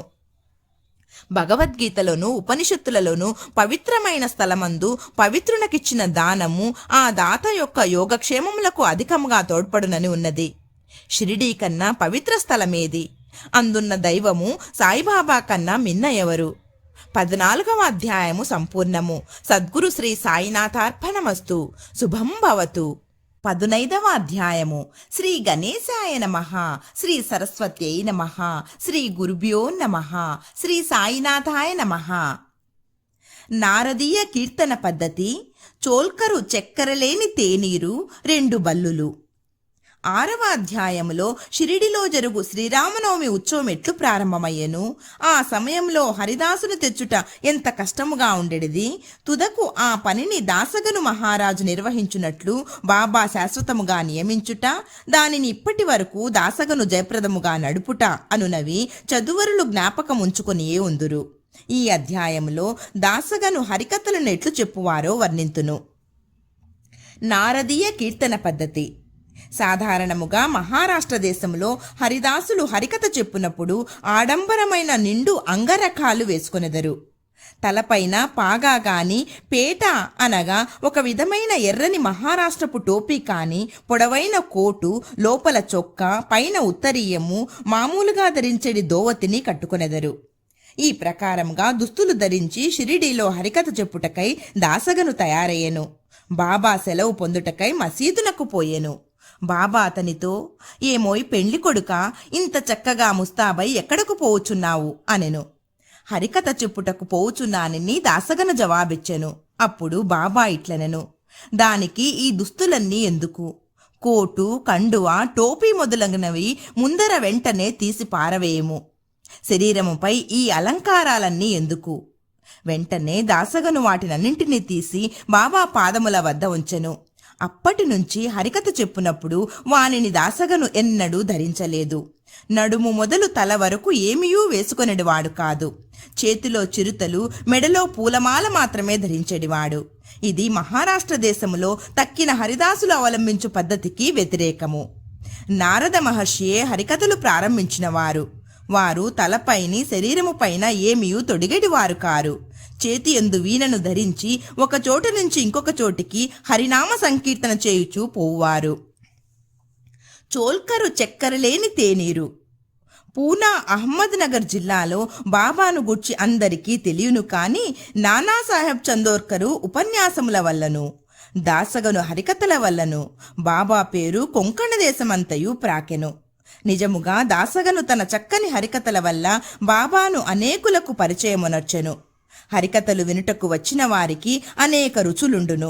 కొందరు హరిదాసుగారి పాండిత్యమునకు సంతసించెదరు, కొందరికి వారి నటన, కొందరికి వారి పాటలు, కొందరికి హాస్యము, చమత్కారము సంతసము కలుగచేయును. కథాపూర్వమున దాసుగారు సంభాషించు వేదాంత విషయములు వినుటకు కొందరు, అసలు కథను వినుటకు కొందరు వచ్చెదరు. వచ్చిన వారిలో చాలా కొద్ది మందికి మాత్రమే భగవంతుని యందుగాని యోగుల యందుగాని ప్రేమ, విశ్వాసములు కలుగును. కాని దాసగని యొక్క హరికథలు వినువారల మనస్సులపై కలుగు ప్రభావము అతి సమ్మోహనకరముగా ఉండెను. ఇచ్చట ఒక ఉదాహరణమునిచ్చెదను. ఠానాలనున్న కౌపినేశ్వరాలయంలో ఒకనాడు దాసగను మహారాజ్ హరికథ చెప్పుచు సాయి మహిమను పాడుచుండెను. కథను వినుటకు వచ్చిన వారిలో చోల్కర్ అన్నతడు ఉండెడు. అతను పేదవాడు. ఠానా సివిల్ కోర్టులో గుమాస్తాగా పనిచేయుచుండెను. అతడు దాసగను కీర్తన్ను అతి శ్రద్ధగా వినెను. వాని మనస్సు కరిగెను. వెంటనే అక్కడక్కడే మనస్సునందు బాబాను ధ్యానించి ఇట్లు మ్రొక్కుకొనెను. బాబా, నేను పేదవాడను. నా కుటుంబమునే నేను పోషించుకొనలేకున్నాను. మీ అనుగ్రహము చేత సర్కారు వారి పరీక్షలో ఉత్తీర్ణుడనై స్థిరమైన ఉద్యోగం లభించినచో నేను షిరిడీకి వచ్చెదను. నీ పాదములకు సాష్టాంగ నమస్కారము చేసెదను. నీ పేరున కలకండ పంచిపెట్టుదును. బాబా కృపచే చోల్కరు పరీక్షలో పాసయ్యను. స్థిరమైన ఉద్యోగము దొరికెను. కనుక మ్రొక్కు చెల్లించవలసిన బాధ్యత ఎంత త్వరగా తీర్చినచో అంత బాగుండు అనుకొనెను. చోల్కరు బీదవాడు. వాని కుటుంబము చాలా పెద్దది. కనుక షిరిడీ యాత్ర చేయుటకు ఖర్చు పెట్టుకొనలేకుండెను. ఎవరైనా పర్వత శిఖరమునైనా దాటవచ్చును కాని బీదవాడు తన ఇంటి గడపనే దాటలేడని కదా లోకోక్తి. చోల్కర్ కెటులైన శ్రీ సాయి మొక్కును త్వరలో చెల్లించవలనని ఆతురత కలిగెను. కావున తన సంసారమునకు ఖర్చులను తగ్గించి కొంత పైకమును మిగిల్చవలనని నిశ్చయించుకునెను. తేనీటిలో వేయు చక్కెరను మాని ఆ మిగిలిన ద్రవ్యమును దాచుటకు ప్రారంభించెను. ఈ విధముగా కొంత ద్రవ్యమును మిగిల్చిన పిమ్మట షిరిడీకి వచ్చి బాబా పాదములపై పడెను. ఒక టెంకాయ బాబాకు సమర్పించెను. తాను మొక్కుకున్న ప్రకారము కలకండ పంచిపెట్టెను. తన మనసులోని కోరికలన్నీయూ ఆనాడు నెరవేరిననియూ తనకు ఎంతయో తృప్తిగానున్నదనియూ బాబాతో చెప్పెను. చోల్కరు బాపూసాహెబ్ జోగు గృహమందు దిగెను. అప్పుడు వీరిరువురు మసీదులో ఉండిరి. ఇంటికి పోవుటకై వారు లేచి నిలువగా బాబా జోగును పిలిచి ఇట్లనెను: నీ అతిథికి టీ కప్పులలో విరివిగా చక్కెర వేసి ఇమ్ము. ఈ పలుకలలోని భావమును గ్రహించిన వాడై చోల్కరు మనస్సు కరిగెను. అతడు ఆశ్చర్యమగ్నుడయ్యెను. వాని కండ్లు బాష్పములచే నిండెను. తిరిగి బాబా పాదములపై పడెను. జోగు కూడా ఈ మాటలు విని టీ కప్పులలో చక్కెర ఎక్కువగా కలుపుట అను దాని భావము ఏమై ఉండునా అని ఆలోచించెను. బాబా తన పలుకులచే చోల్కరు మనస్సునందు భక్తి నమ్మకములను కలుగజేయవలని ఉద్దేశించెను. వాని మ్రొక్కు ప్రకారము తనకు రావలసిన కండ చక్కెర ముట్టినదనియు తేయాకు నీళ్లలో చక్కెరను ఉపయోగించకపోవుట అను రహస్య మనోనిశ్చయమును చక్కగా కనుగొననియు చెప్పెను. బాబా ఇట్లు చెప్ప ఉద్దేశించెను: నా ముందర భక్తితో మీ చేతులు చాపినచో వెంటనే రాత్రింబవళ్ళు మీ చెంతనే ఉండెదను. నా దేహము ఇచ్చట ఉన్నప్పటికీ సప్త సముద్రములకు అవతల మీరు చేయుచున్న పనులు నాకు తెలియను. ప్రపంచమున మీకిచ్చవచ్చిన చోటుకు పోవుడు. నేను మీ చెంతనే ఉండెదను. నా నివాస స్థలము మీ హృదయమునందే కలదు. నేను మీ శరీరములోనే ఉన్నాను. ఎల్లప్పుడూ మీ హృదయములలోనూ సర్వజన హృదయములందుగల నన్ను పూజింపుడు. ఎవ్వరు నన్ను ఈ విధముగా గుర్తించెదరో వారు ధన్యులు, పావనులు, అదృష్టవంతులు. బాబా చోల్కర్కెంత చక్కని ముఖ్యమైన నీతిని ఈ విధంగా బోధించెనో గదా. 2 బల్లులు. ఈ అధ్యాయమును 2 చిన్న బల్లుల కథతో ముగించెదము. ఒకనాడు బాబా మసీదులో కూర్చుని ఉండెను. ఒక భక్తుడు బాబా ముందర కూర్చుని ఉండెను. ఒక బల్లి టిక్కు టిక్కుమని పలికెను. కుతూహలమునకై ఆ భక్తుడు బల్లి పలికిన దానికి అర్థమేమని బాబాను అడిగెను. అది శుభశకునమా లేదా అశుభమా అని ప్రశ్నించెను. తన చెల్లెలు ఔరంగాబాదు నుండి తనను చూచుటకు వచ్చునని ఆ బల్లి ఆనందించుచున్నదని బాబా పలికెను. భక్తుడు నిర్ఘాంతపోయి కిమ్మనక కూర్చుండెను. బాబా పలికిన దానిని అతడు గ్రహించలేకుండెను. కొంత తడవైన పిమ్మట ఔరంగాబాదు నుండి ఎవరో గుర్రముపై బాబా దర్శనమునకై షిరిడీకి వచ్చిరి. అతడింకనూ కొంత దూరము పోవలసి ఉండెను. కాని వాని గుర్రము ఆకలిచే ముందుకు పోలేకుండెను. గుర్రమునకు ఉలవలు కావలసి ఉండెను. తన భుజముపైనున్న సంచిని తీసి ఉలవలు తీసుకొని వచ్చుటకై పోవునప్పుడు దానిలోనున్న ధూళిని విదిలించెను. అందులో నుండి ఒక బల్లి క్రింద పడి అందరూ చూచుచుండగా గోడనెక్కెను. ప్రశ్నించిన భక్తునకు అదంతయు జాగ్రత్తగా గమనించుమని బాబా చెప్పెను. వెంటనే ఆ బల్లి తన సోదరి వద్దకు సంతోషముతో పోయెను. చాలా కాలము పిమ్మట అక్క చెల్లెండ్రు కలుసుకొనిరి. ఒకరినొకరు కౌగలించుకొని ముద్దిడుకొనిరి. గుండ్రముగా తిరుగుచు అధిక ప్రేమతో ఆడిరి. షిరిడీ ఎక్కడా, ఔరంగాబాద్ ఎక్కడా? గుర్రపురోతు ఔరంగాబాదు నుండి బల్లిని తీసుకొని షిరిడీకి ఎట్లు వచ్చెను. రాబోయే 2 అక్క చెల్లెండ్రు కలియుదురని బాబా ముందుగానే ఎట్లు చెప్పగలిగెను. ఇది అంతయు బహు విచిత్రముగానున్నది. ఇది బాబా సర్వజ్ఞుడని నిరూపించుచున్నది. ఉత్తరలేఖనము. ఎవరైతే ఈ అధ్యాయమును భక్తి శ్రద్ధలతో నిత్యము పారాయణ చేసెదరో వారి కష్టములన్నీ శ్రీ సాయినాథుని కృపచే తొలగును. 15వ అధ్యాయం సంపూర్ణము. సద్గురు శ్రీ సాయినాథార్పణమస్తు. శుభం భవతు.